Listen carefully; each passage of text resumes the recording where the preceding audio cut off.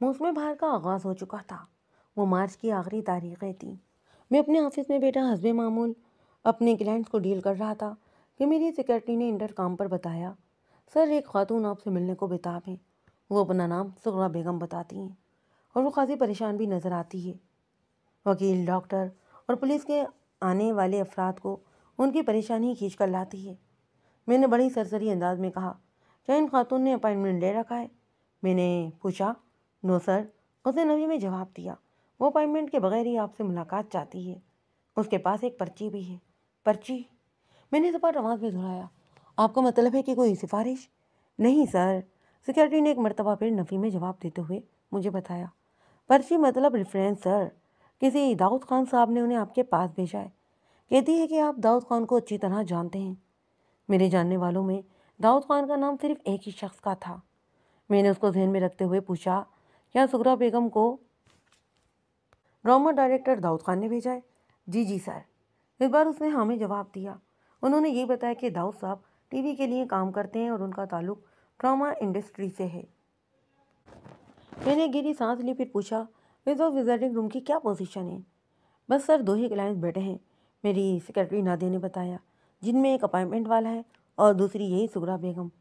پہلا حق تو اپائنٹمنٹ والے کا ہے، میں نے کہا۔ اس کے بعد آپ سغرا بیگم کو اندر بھیج دیں۔ اوکے سر، نادیہ نے کہا۔ کم و بیش آدھے گھنٹے کے بعد سغرا بیگم میرے روبرو بیٹھی ہوئی تھی۔ اس کی عمر 55 اور 60 کے درمیان تھی۔ وہ پستہ کامت اور فربہ اندام عورت تھی۔ مجھے اس کی آنکھوں اور چہرے پر بے پناہ فکر مندی نظر آئی۔ رسمی سلام دعا کے بعد میں نے پیشہ ورانہ شائستگی سے سوال کیا، جی فرمائیں، میں کیا خدمت کر سکتا ہوں آپ کی؟ مجھے داؤد خان صاحب نے آپ کے پاس بھیجا ہے وکیل صاحب، وہ اپنے بیگ میں سے ایک پرچہ برآمد کرتے ہوئے بولی۔ انہوں نے مجھے یقین دلایا تھا کہ آپ میرا مسئلہ حل کر دیں گے۔ بات کے اختتام پر اس نے یہ پرچہ میری جانب بڑھا دیا۔ مزید گفتگو سے پہلے میں نے اس پرچے کو پڑھنا ضروری جانا اور سغرا بیگم کے دیے ہوئے طے شدہ کاغذ کو کھول کر اس پر نگاہ دوڑائی۔ وہ داؤد خان کی جانب سے میرے لیے ایک درخواستی پیغام تھا۔ خان صاحب نے مجھے مخاطب کرتے ہوئے لکھا تھا، بیگ صاحب، سغرا بیگم میرے ایک مرحوم دوست امتیاز حسین کی بیوہ ہیں۔ ان کے اکلوتے بیٹے ساجد حسین عرف ٹونی پر قتل کا الزام ہے اور ٹونی اس وقت جوڈیشنل ریمانڈ پر جیل میں ہے۔ میں ٹونی کے اس بارے میں زیادہ نہیں جانتا، لیکن میرا دل کہتا ہے کہ وہ قاتل نہیں ہو سکتا۔ آپ اگر ٹونی کا کیس اپنے ہاتھوں میں لے لیں گے تو نوازش ہوگی۔ آپ نے سغرا بیگم سے اپنی فیس یا دیگر عدالتی اخراجات وغیرہ کا ذکر کوئی نہیں کرنا۔ میں 1-2 روز میں آپ سے تفصیلی ملاقات کر لوں گا، پھر وہیں پر تفصیلی بات ہوگی۔ خیر اندیش داؤد خان۔ میں نے اس پرچے کو پڑھنے کے بعد اپنی میز کی دراز میں ڈالا۔ جی سغرا صاحبہ، اور رف سا پیٹ سنبھالتے ہوئے سوال کیا، آپ کے بیٹے نے کس کو قتل کیا ہے؟ میرا مطلب ہے کہ ماجد پر کس کو قتل کرنے کا الزام ہے؟ اس بندے کا نام مستقیم ہے وکیل صاحب، سغرا بیگم نے بتایا۔ مستقیم ایک معروف کاروباری کروڑ پتی شخص تھا۔ مجھے یقین ہے کہ ٹونی نے اس کو قتل نہیں کیا۔ میرے بیٹے کو کسی گہری سازش کے تحت اس کیس میں پھنسایا گیا ہے۔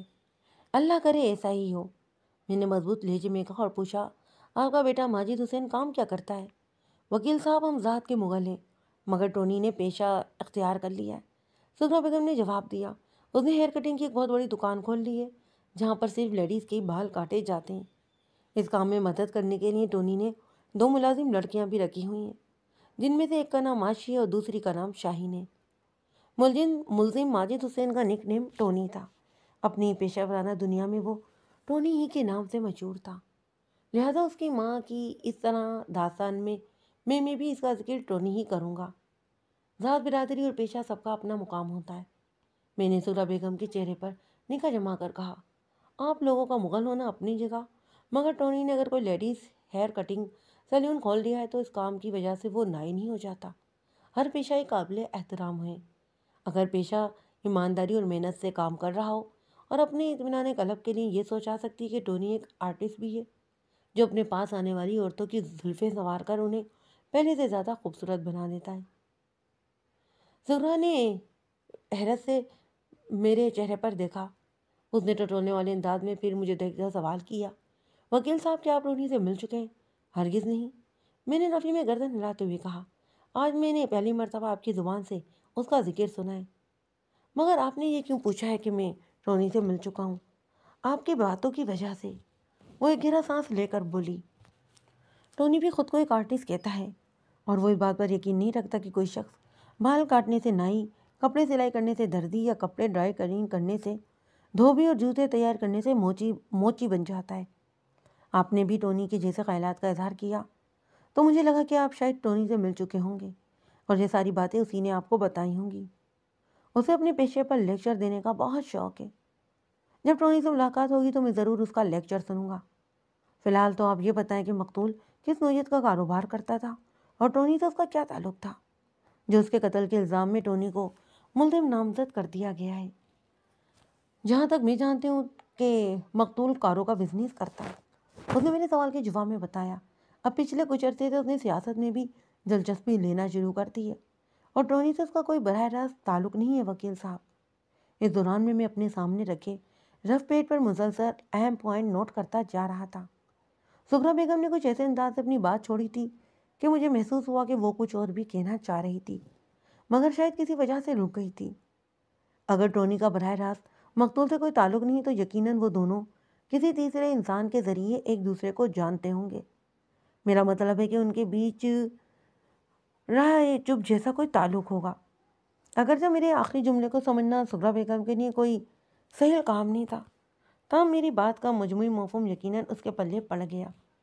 وہ ہمیں گردن ہلاتے سنجیدگی سے بولی، جی وکیل صاحب، ان کی آپس میں واقفیت کا ذریعہ کوئی تھی؟ کیا آپ کا اشارہ ادب العالیہ کی کسی شہ پارے کی جانب ہے؟ نہیں، مقتول کی بیوی کا نام ہے۔ اس نے بتایا یہ ٹونی کی ریگولر کسٹمر ہے، وہ ہفتے میں ایک دو بار ضرور اس کے سیلون پر آ جاتی ہے۔ سغرا بیگم ایک شائستہ اور تعلیم یافتہ خاتون تھی۔ بعد ازاں مجھے معلوم ہوا کہ اچھے وقتوں میں اس نے اردو میں ماسٹر کر رکھا تھا۔ یہ جانکاری حاصل ہو جانے کے بعد مجھے یقین ہو گیا کہ اس نے میری بہرائے چپ والی بات کو بھی کمال معالقہ سمجھ لیا ہوگا۔ ٹونی کے سیلون پر تو اور بھی کئی لیڈیز اپنی زلفیں کٹوانے اور سنوارنے آتی ہوں گی۔ میں نے سغرا کی آنکھوں میں دیکھتے ہوئے سوال کیا، کیا ان میں سے جس کے شوہر کے ساتھ بھی کوئی ناخوشگوار واقعہ پیش آئے گا تو نتیجن ٹونی کو دھل لیا جائے گا؟ اس بات کا تو مجھے بھی نہیں پتا وکیل صاحب۔ فی الحال تو میرے ٹونی کو مستقیم کے قتل کے الزام میں دھل لیا گیا ہے اور میں یہاں پر اسی لیے آئی ہوں کہ آپ نے ٹونی کو اس مصیبت سے باہر نکالنا ہے۔ میں آپ سے کریت کر اسی لیے تو سوال کر رہا ہوں کہ اس محفوظ راستے تک رسائی حاصل کرنے میں کامیاب ہو جاؤں جہاں سے ٹونی کو باعزت رہائی دلائی جا سکتی ہے۔ میں نے صاحب کا مظاہرہ کرتے ہوئے کہا، اس لیے آپ کو جو کچھ بھی معلوم ہے وہ مجھے بتا دیں، اسی میں ٹونی کی بھلائی ہے۔ میں صرف اتنا ہی جانتی ہوں کہ مقتول ایک شکی مزاج اور ذہنی مریض بندہ تھا۔ وہ بیزاری سے بولی، کویتا ایک انتہائی خوبصورت عورت ہے۔ مقتول سے شادی سے پہلے وہ ماڈلنگ کیا کرتی۔ اسی سے آپ اندازہ لگا لیں کہ وہ کس قدر پرکشش اور حسین و جمیل ہوگی۔ وہ ٹونی کی پرانی کسٹمر ہے، اسی لیے ان کے بیچ ایک موثق بے تکلفی بھی پائی جاتی ہے۔ اسی چیز کو لے کر مقتول اور ٹونی کے درمیان خاصی گرما گرمی بھی ہوئی۔ ایک ٹونی ہی کیا مقتول تو ہر اس شخص سے جھگڑا کرنے کے لیے یکدم تیار رہتا جو کویتا سے ہنس کر مسکرا کر چار باتیں کر لے۔ میں نے کہا نا، یہ مقتول کا نفسیاتی مسئلہ بھی تھا۔ ہاں، میں سمجھ سکتا ہوں۔ ایسے ذہنی عارضے میں مبتلا کئی ایک افراد کو میں ذاتی طور پر بھی جانتا ہوں۔ کیا آپ کو یاد ہے کہ مقتول اور ٹونی میں یہ گرما گرمی کتنی عرصے پہلے ہوئی تھی؟ میرے سوال پر سغرا بیگم نے لمحاتی خاموشی اختیار کی اور اپنے دماغ میں کچھ حساب لگایا، پھر جواب دیا، لگ بھگ ایک ماہ پہلے۔ یہ فروری کے اوسط کی بات ہے وکیل صاحب۔ اس واقعے کے بعد سے کویتا نے ٹونی کے ہیئر سیلون پر آنا بند کر دیا تھا۔ میں مزید 15-20 منٹ تک گھما پھرا کر اسے مختلف سوالات کرتا رہا، لیکن کوئی اہم اور کام کی بات معلوم نہ ہو سکی۔ میں اس سے زیادہ اور کچھ نہیں جانتی وکیل صاحب، وہ معذرت خوانا بے بسی سے بولی۔ اگلی پیشی میں بھی کافی دن باقی ہیں۔ اگر اس دوران میں آپ کسی طرح ٹونی سے ملاقات کر لیں تو وہ یقیناً آپ کو مفید معلومات فراہم کر دے گا۔ ٹونی سے ملاقات تو سمجھ لیں یہ میری پہلی ترجیح ہوگی۔ اس کے بعد ہی تو میں یہ فیصلہ کر پاؤں گا کہ مجھے اس کیس میں ہاتھ ڈالنا ہے یا نہیں۔ میں نے صاحب سے کام لیتے ہوئے دو ٹوک انداز میں کہا، میں کل کسی وقت جیل جا کر آپ کے بیٹے سے مل لوں گا۔ آپ 2 روز کے بعد دوبارہ یہاں آئیں، پھر ہم اس معاملے کو فائنل کر لیں گے۔ آئندہ پیشی سے پہلے اس پروسیس سے گزرنا بہت ضروری ہے۔ امید ہے آپ میری بات بھی سمجھ گئی ہوں گی۔ ہاں، اور مجھے اس بات کی بھی خوشی ہے کہ آپ ایک اصول پسند وکیل ہیں، اس نے کہا۔ داؤد خان صاحب کا انتخاب اچھا ہے. مجھے امید ہے کہ آپ میرے بیٹے کو اس مصیبت سے نکالنے میں کامیاب ہو جائیں گے. انشاءاللہ ضرور، میں نے کہا. اس نے پوچھا، آپ مجھے اپنی فیس وغیرہ کے بارے میں بتا دیں. فیس کے بارے میں آپ خان صاحب سے پوچھ لیجئے گا. میں نے گول مول جواب دیا. فی الحال میں کچھ بتانے کی پوزیشن میں نہیں ہوں. ابھی تو میں نے اس کیس کو لینے کی حامی بھی نہیں بھری. مجھے یقین ہے کہ ٹونی سے ملاقات کے بعد آپ اس کا کیس لینے کو تیار ہو جائیں گی. وہ بڑے اعتماد کے ساتھ بولی. میں نے اس کی اس بات کا کوئی جواب نہیں دیا اور کہا اپنی تسلی کے ساتھ اسے آفس سے رخصت کیا. گزشتہ چند روز سے ٹونی جوڈیشنل ریمانڈ پر جیل میں تھا. اس دوران میں سغرا بیگم اپنے بیٹے کے لیے کوئی ڈھنگ کا وکیل نہیں کر سکی تھی. یہی سبب تھا کہ اس کی درخواست ضمانت کو رد کرتے ہوئے عدالت نے اسے جیل بھیج دیا. بہرحال اس پر دائر مقدمہ اسی عدالت میں زیر سماعت تھا. میں نے اگلے دن جا کر اسے ایک بھرپور ملاقات کر لی. ماجد حسین اور ٹونی کی عمر 40 کے قریب تھی. وہ قد کاٹ کا مضبوط تھا اور اس کی شخصیت میں صنف مخالفت کے لیے ایک خاص قسم کی کشش بھی پائی جاتی. مختصر الفاظ میں اسے ایک جاذب نظر اور وجیح شکل مرد کہا جا سکتا تھا. تاہم اس وقت وہ خاصا بجھا ہوا اور الجھن زدہ دکھائی دیتا. یہ جیل کی مخصوص فضا اور اس کے موجودہ حالات کا اثر تھا. رسمی سلام دعا کے بعد میں نے اسے بتایا کہ تمہارے مرحوم والد صاحب کے ایک دوست داؤد خان نے مجھے تمہارا وکیل مقرر کیا ہے اور میرا نام مرزا امجد بیگ ایڈوکیٹ ہے. اگر تم چاہو گے تو میں یہ کیس اپنے ہاتھ میں لے لوں گا. میں اس وقت ایک من بلائی آفت میں گرا ہوا ہوں. وہ قدرے ترخ بھرے لہجے میں بولا. میں بھلا کیوں نہیں چاہوں گا کہ کوئی مسیحا ہے اور مجھے اس عذاب سے نکالے. آپ نے یہ کیوں کہا کہ اگر میں چاہوں گا تو اس کے بعد ہی آپ میری وکالت کریں گے. میں صرف تم سے یہ توقع کرتا ہوں کہ ٹونی، میں نے اس کی آنکھوں میں دیکھتے ہوئے گہری سنجیدگی سے کہا، کہ تم مجھے سب کچھ سچ سچ بتا دو، 100% سچ. پوچھیں آپ کیا پوچھنا چاہتے ہیں. میں آپ کے ہر سوال کا جواب کھرا اور صلحانہ سچ دوں گا. یہ ہوئی نا اصلی مردوں والی بات. میں نے زیر لب مسکراتے ہوئے ستائشی نظر سے ٹونی کو دیکھا، پھر اپنے سوالات کی باڑ پر رکھ لیا. آئندہ 15 منٹ میں اس کے جوابات نے مجھے یقین دلایا کہ مستقیم مرڈر کیس میں ٹونی کا کوئی ہاتھ نہیں تھا. وہ اپنی بدقسمتی یا کسی دوسرے کی عیاری کے ہاتھوں اس کیس کی دلدل میں دھس گیا تھا. میں نے اس کا شکریہ ادا کرنے کے بعد مختلف ضروری کاغذات پر اس کے سائن لیے اور اسے امید کی کرن دکھا کر واپس آ گیا. آئندہ پیشی میں لگ بھگ 10 دن پڑے تھے. ہوم ورک اور فیلڈ ریسرچ کے لیے یہ کافی سے زیادہ وقت تھا. وہی میں نے ٹونی کا کیس لڑنے کا فیصلہ کر لیا تھا. اس کے 2 روز بعد جب سغرا بیگم مجھ سے ملنے دوبارہ میرے آفس آئی تو میں نے اسے یہ بھی خوشخبری سنا دی. اس نے میرا شکریہ ادا کرنے کے بعد کہا، وکیل صاحب، مجھے اس بات کی خوشی ہے کہ آپ نے ٹونی کا کیس اپنے ہاتھ میں لے لیا ہے. براہ مہربانی اب آپ مجھے اپنی فیس کے بارے میں بھی بتا دیں. خان صاحب نے میرے نام جو رکا دیا تھا نا، اس میں واضح طور پر لکھا ہوا تھا کہ مجھے اپنی فیس میں یا مختلف نوعیت کے عدالتی اخراجات کے حوالے سے سغرا بیگم سے کوئی بات کرنی ہی نہیں تھی. سغرا بیگم کے سوال سے تو یہی ظاہر ہوتا تھا کہ اس نے یہ خط کھول کر بھی نہیں پڑھا تھا. میرے کم میں نے اس کے سوال کا جواب دینے کے بجائے پوچھا، کیا اس سلسلے میں داؤد خان صاحب سے آپ کی کوئی بات ہوئی ہے؟ نہیں وکیل صاحب، وہ نبی میں گردن ہلاتے ہوئے بولی. اس بارے میں خان صاحب آپ کو جلد ہی بتا دیں گے. میں نے گول مول جواب دیا. آپ کو زیادہ پریشان ہونے کی ضرورت نہیں ہے. اچھا. اس کے لہجے سے عدم اطمینانی کا اظہار ہوا تھا. ٹھیک ہے، میں خان صاحب سے ہی پوچھ لوں گی. اس نے کہا. پھر مجھ سے سوال کیا، وکیل صاحب، آپ ٹونی کو اس سوال سے تو نکال لیں گے نا؟ میں اپنی سے کوشش تو کروں گا، میں نے مضبوط لہجے میں کہا. ٹونی کے کیس میں جان ہے، اللہ ضرور ہماری مدد کرے گا. آپ بے فکر ہو جائیں، آپ کا بیٹا بہت جلد باعزت بری ہو جائے گا. وہ مجھے دعائیں دیتے ہوئے رخصت ہو گئی. آئندہ 2 روز میں داؤد خان سے میری ملاقات ہو گئی. حال چال کی دریافتی کے بعد اس نے مجھ سے پوچھا، بیگ صاحب، کیا لگتا ہے آپ کو ٹونی کا معاملہ خوش اسلوبی سے نبٹ جائے گا؟ مجھے تو پوری امید ہے خان صاحب، میں نے پر اعتماد لہجے میں کہا.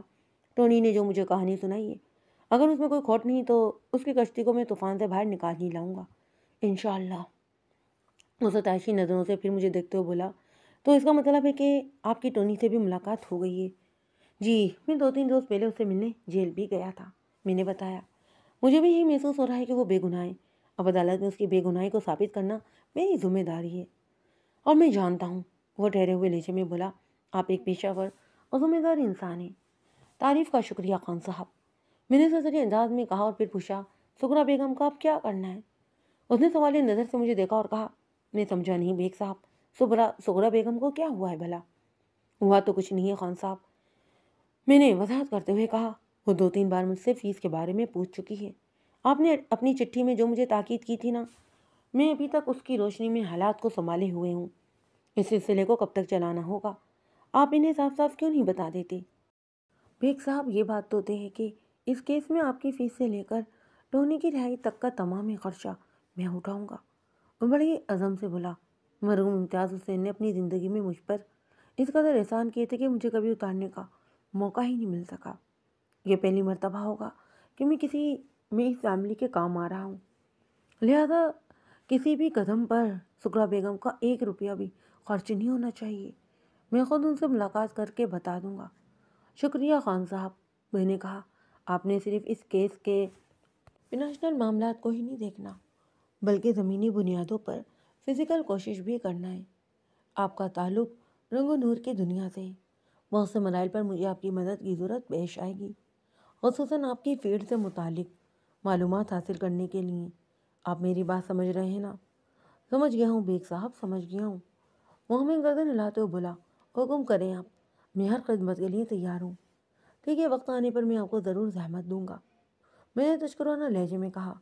تھوڑی دیر کے بعد ہم اپنی منزل کی جانب روانہ ہو گئے۔ میں نے ٹونی کا کیس لڑنے کا فیصلہ تو کر لیا تھا، لیکن ظاہر ہے اس کی کوئی ٹھوس وجہ بھی تو ہوگی۔ لیکن ابھی اس بارے میں آپ کو کچھ نہیں بتاؤں گا، مناسب موقع پر اس کا ذکر ہوتا رہے گا۔ پر آگے بڑھنے سے پہلے پوسٹ مارٹم کا تذکرہ بہت زیادہ ضروری ہے۔ رپورٹ کے مطابق مقتول مستقیم کی موت 20 مارچ کے دن عصر اور مغرب کے درمیان 5:30 بجے سے شام 7 بجے کے بیچ کسی بھی وقت واقع ہوئی تھی، اور وجہ موت وہ تیز دھار کینچی تھی جو اس کے سینے میں عین دل کے مقام پر کھوپی گئی۔ اس کینچی پر C&S کا مخصوص ٹریڈ مارک بھی بنا ہوا تھا۔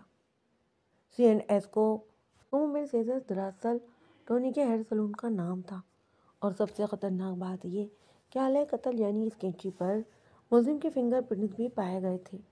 پوسٹ مارٹم کے ساتھ ہی کیمیکل ایگزامر کی رپورٹ بھی موجود تھی۔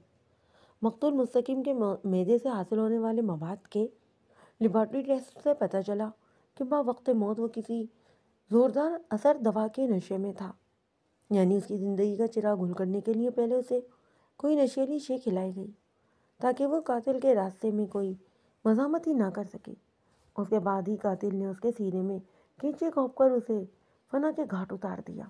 یہ دونوں ہی اہم رپورٹس میرے موکل کے خلاف جاتی تھیں، لیکن میں ہر لحاظ سے مطمئن تھا کہ مستقیم کی عبرتناک موت میں اس کا کوئی ہاتھ ہی نہیں تھا۔ اگلی پیشی پر عدالتی کارروائی کا باقاعدہ آغاز ہوا۔ جج نے فرد جرم پڑھ کر سنائی۔ ملزم نے صحت جرم سے انکار کر دیا۔ اس کے بعد ملزم کا حلفہ بیان ریکارڈ کیا گیا۔ یہ بیان اس بیان سے مشابہ تھا جو اس نے اپنی گرفتاری پر پولیس کو دیا تھا، بس میری ہدایت پر اس نے اپنے موجودہ بیان میں چند باتیں شامل کر لی تھیں۔ ملزم کا بیان ریکارڈ ہو چکا تو وکیل اتغاثہ جرح کے لیے ایکیوز باکس کے نزدیک چلا گیا۔ اس نے ملزم کے چہرے پر نگاہ جما کر سخت لہجے میں سوال کیا، کب سے جانتے ہو تم مقتول کو؟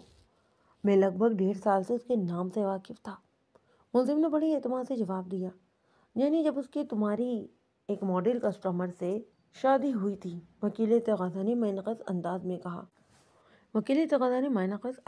کہا۔ میں میڈم کویتا کی بات کر رہا ہوں، ملزم نے کہا۔ ہاں میں جانتا ہوں کہ آپ کس کا ذکر کر رہے ہیں۔ تمہارے جواب سے ظاہر ہو رہا ہے کہ تم مقتول کی بیوی حالیہ بیوہ میڈم کویتا کو عرصہ دراز سے جانتے ہو۔ آپ کی بات کسی حد تک تو درست ہے وکیل صاحب، کسی حد تک؟ وکیل اتغاثہ نے ضدی لہجے میں سوال کیا۔ عدالت اس بارے میں جاننا چاہتی ہے۔ اس کیس سے جڑی ہوئی ہر شے کے بارے میں جاننا معزز عدالت کا حق ہے، اور مجھے بتانے میں کوئی حرج بھی محسوس نہیں ہو رہا، ملزم نے بڑی تحمل بھرے لہجے میں جواب دیا۔ میں میڈم کویتا کو کم و بیش 2 سال سے جانتا ہوں۔ اس جاننے کی نوعیت کیا ہے؟ وکیل اتغاثہ نے لفظ جاننے پر بہت زور دیا تھا، مگر ملزم کے اعتماد میں کوئی بھی کمی واقع نہیں ہوئی۔ اس نے ٹھہرے ہوئے لہجے میں جواب دیا، کاروباری نوعیت، تھوڑی وضاحت کرو۔ وکیل اتغاثہ نے کہا، میں ایک ہیئر سلون چلاتا ہوں، ملزم وضاحت کرتے ہوئے بولا، اور میڈم کویتا میری ریگولر کسٹمر ہے۔ وہ اپنے بالوں کی کٹنگ اور دیکھ ریکھ کے لیے مہینے میں 1 بار ضرور میرے سلون پر آیا کرتی ہے۔ وہ میری سروس سے بھی مطمئن ہے اور میں ان کی پیمنٹ سے۔ اسی کو خوشگوار کاروباری تعلقات کہا جاتا ہے۔ آپ کے خوشگوار کاروباری تعلقات کی خوشگواریت پر بھی بات ہوگی، اور وہ بھی خاصی کھل کر۔ وکیل تغذیہ نے زمینہ انداز میں کہا، پہلے آپ کی سروس اور میڈم کویتا کی پیمنٹ کا ذکر تو ہو جائے۔ لمحاتی توقف کر کے اس نے حاضرین عدالت پر ایک تائرانہ نگاہ ڈالی، پھر وہ کٹہرے میں کھڑے ہوئے میرے موکل اور اس کیس کے ملزم ماجد حسین عرف ٹونی کی جانب متوجہ ہوتے ہوئے بولا، لگتا ہے تم مقتول کی بیوہ میڈم کویتا کی کوئی خاص سروس دیتے ہو، جس کے بدلے میں وہ تمہیں خاص پیمنٹ دیتی ہے۔ میرا مطلب ہے عام کسٹمر کی بانسبت میڈم کویتا پر کوئی زیادہ ہی مہربان ہو تم، اور تم پر ان کی عنایت کی بہار بھی بہت ہے نا؟ ایسی کوئی بات نہیں ہے وکیل صاحب، ملزم نے برا سا منہ بناتے ہوئے جواب دیا۔ میں اپنے ہر کسٹمر کو ایک جیسی اہمیت دیتا ہوں۔ ہاں یہ ضرور ہے کہ دیرینہ اور ریگولر کسٹمر کا کچھ زیادہ ہی خیال رکھنا پڑتا ہے، پر آپ اس بات کو کافی بڑھا چڑھا کر پیش کر رہے ہیں۔ میں سمجھ نہیں پا رہا ہوں کہ اس سے آپ کا مطلب کیا ہے۔ ہر بات کا مطلب اور معنی کھل کر تمہارے سامنے آ جائیں گے، وکیل تغاضا نے جارحانہ انداز میں کہا، اور وہ بھی بھری عدالت کے سامنے۔ جب میں نے جیل جا کر ٹونی سے ملاقات کی تھی تو اس نے مجھے اپنے اور مقتول کی بیوہ کویتا کے درمیان پائی جانے والی انڈرسٹینڈنگ کے بارے میں سبھی کچھ صاف صاف بتا دیا۔ اس کی صاف گوئی نے مجھے متاثر بھی کیا تھا، اسی لیے میں نے بے دھڑک اس کا کیس لینے کا فیصلہ کیا، کیونکہ اس معاملے میں اسے بے قصور سمجھتا تھا۔ وکیل تغاضا کے جارحانہ کلامات کے جواب میں جب ملزم چپ چاپ کھڑا رہا تو وکیل سرکار نے پینترا بدل کر وار کیا۔ اس نے ملزم کی آنکھوں میں دیکھتے ہوئے پوچھا، کیا تمہارے ہیئر سیلون کا نام کومب اینڈ سیزر ہے؟ یعنی کنگھی اور کینچی؟ میں غلط تو نہیں کہہ رہا نا؟ آپ بجا فرما رہے ہیں، ملزم نے بڑا ہی مختصر سا جواب دیا۔ تمہارا یہ سیلون کہاں پر واقع ہے؟ میرا ہیئر سیلون PCHS کے علاقے میں طارق روڈ کے انتہائی نزدیک ایک بنگلے کے گراؤنڈ فلور پر واقع ہے۔ اس کے نزدیک ہی ایک چلڈرن پارک بھی ہے، ملزم نے ٹھہرے ہوئے لہجے میں کہا۔ اتنا کافی ہے یا مزید تفصیلات بتاؤں؟ ملزم کے تنزیہ سوال کو نظر انداز کرتے ہوئے وکیل تغاضا نے اپنی جرح کو آگے بڑھاتے ہوئے قدرے تک سخت لہجے میں پوچھا، کیا یہ درست ہے کہ تمہاری رہائش ناظم آباد میں ہے اور اس سے پہلے تمہارا ہیئر سلون بھی ناظم آباد ہی میں ہوا کرتا تھا؟ جی یہ درست ہے، ملزم نے ہاں میں گردن ہلا دی۔ PCHS میں کتنے عرصے سے بیٹھے ہو؟ وکیل تغاضا نے پوچھا۔ کم و بیش 1 سال سے، ملزم نے جواب دیا۔ ناظم آباد کی بانسبت PCHS کا علاقہ کافی مہنگا ہے، وکیل تغاضا نے کریدنے والے انداز میں کہا۔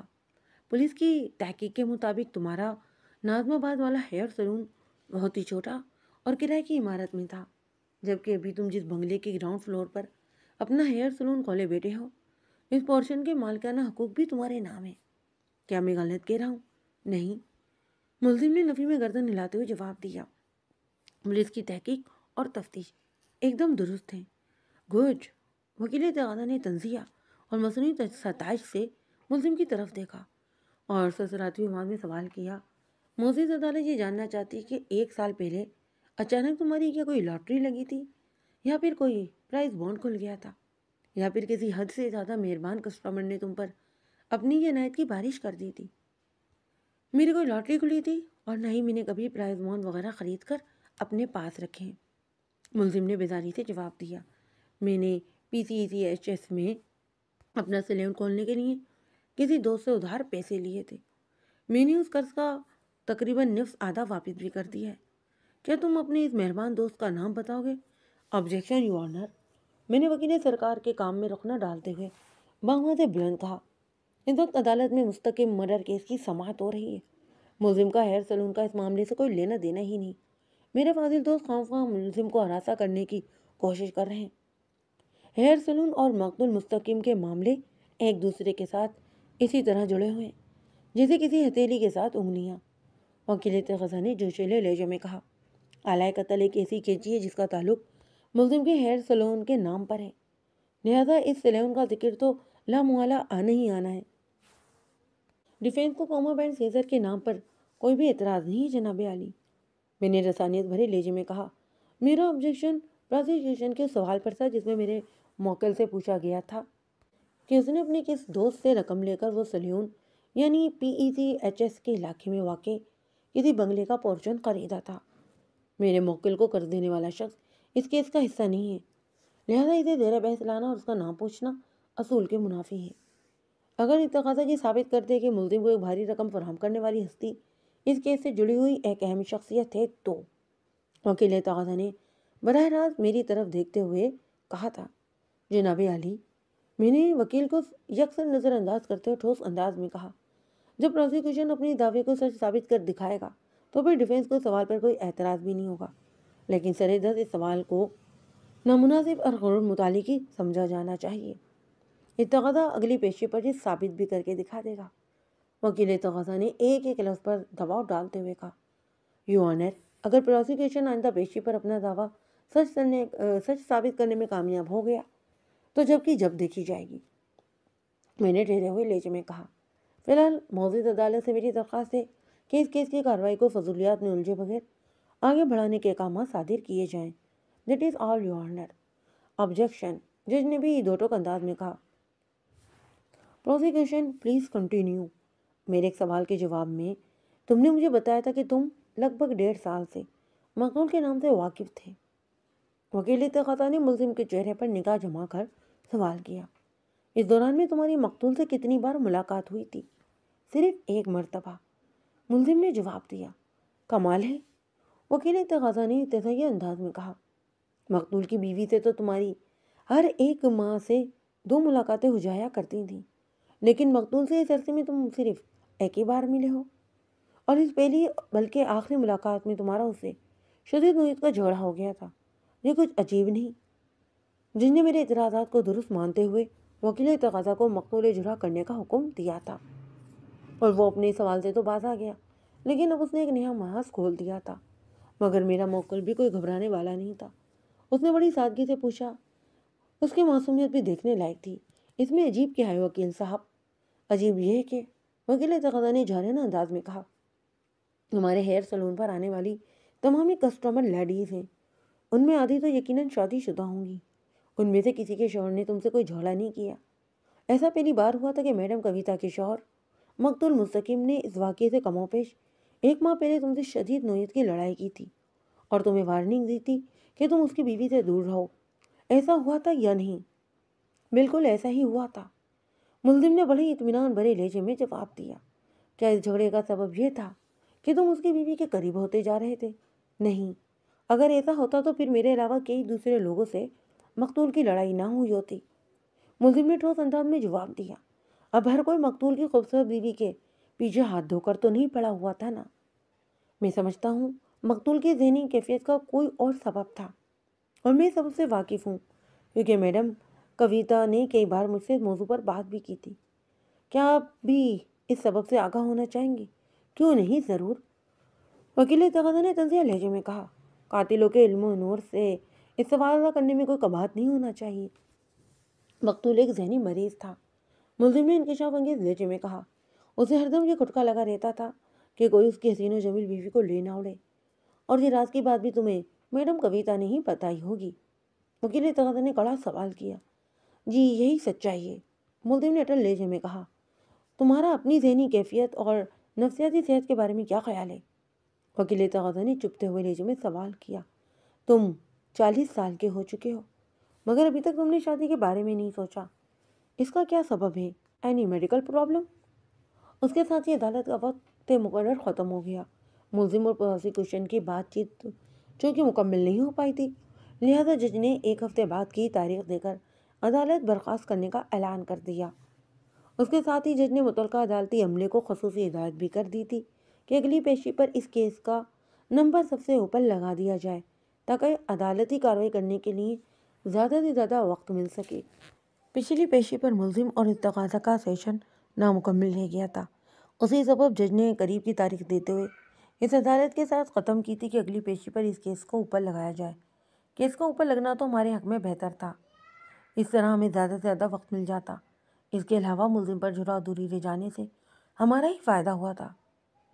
اس طرح 1 ہفتے کے دوران میں مجھے تقاضا پر ریسرچ کرنے کا سنہری موقع مل گیا۔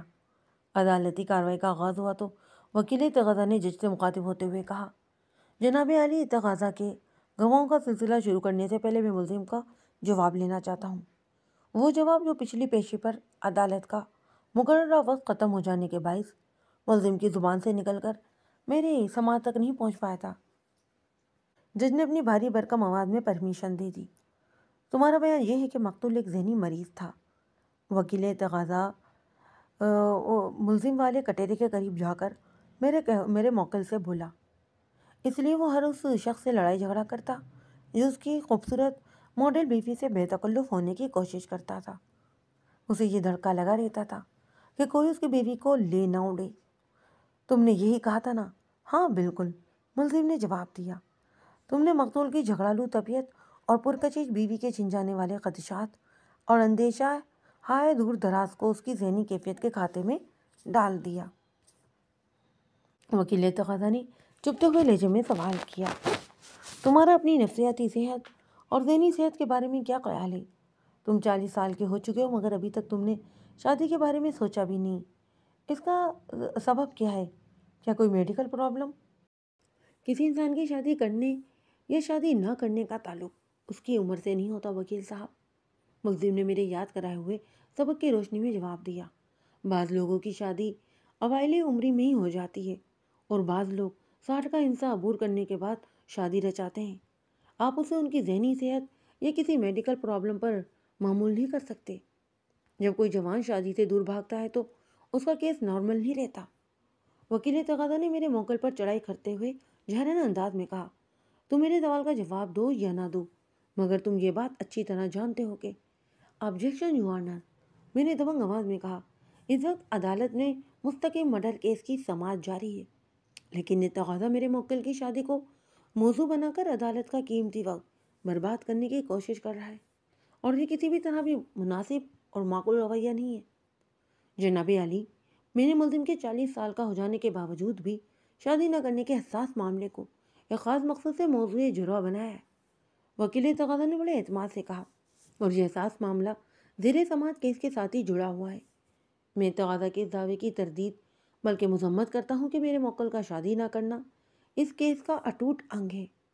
میں نے بھی ترکی بترکی جواب دیا۔ البتہ میرے فاضل دوست نے ملزم کے 40 سال کا ہو جانے کے بعد بھی شادی نہ کرنے کو ذہنی اور نفسیاتی امراض کے کھاتے میں ڈالنے کی جو گرو افزائی فرمائی ہے اس پر میں موجود عدالت سے کچھ کہنا چاہوں گا، اگر پروسیکیوشن کو کوئی اعتراض نہ ہو تو۔ میں نے آخری چند جملے اتنی سنجیدگی اور بے تاثر چہرے کے ساتھ ادا کیے تھے کہ جج اور وکیل تقاضا سمیت کورٹ میں موجود ہر شخص سوالیہ نظر سے مجھے تکنے لگا تھا۔ اس لمحاتی خاموشی کو جج کی آواز نے توڑا تھا۔ اس نے وکیل تقاضا کی جانب دیکھتے ہوئے ٹھوس انداز میں پوچھا، any objection? No objection your honour, وکیل تقاضا نے جلدی سے کہا۔ اس کے جواب سے گہرا تعجب جھلکتا تھا۔ عدالت سے کچھ بھی کہنا ڈیفینس کا حق ہوتا ہے۔ بیگ صاحب، آپ عدالت سے ایسا کیا کہنا چاہ رہے ہیں جس کے لیے آپ کو تقاضا کی اجازت درکار ہے؟ جج نے دلچسپی بھرے لہجے میں مجھ سے پوچھا۔ اس اجازت کی ضرورت اس لیے پیش آ گئی ہے کہ مجھے جو کچھ بھی کہنا ہے اس کا تعلق براہ راست میرے فاضل دوست کی ذات سے ہے۔ میرے جواب پر وکیل تقاضا کا رنگ ایک لمحے کے لیے زرد ہوا، لیکن جلدی وہ سنبھل کر کبھی مجھے اور کبھی جج کو دیکھنے لگا۔ جج نے کہا، پروسیکیوشن نے اس ریفرنس کے ساتھ اپنا نو آبجیکشن عدالت تک پہنچا دی ہے۔ کیا آپ عدالت سے کچھ بھی کہنے کا حق رکھتے ہیں؟ تھینک یو یور آنر، میں نے تشکرانہ انداز میں کہا۔ میرے فاضل دوست نے ملزم کے 40 سال کا ہو جانے کے باوجود بھی شادی نہ کرنے کو اس کی ذہنی اور نفسیاتی بیماری بیان فرمایا ہے۔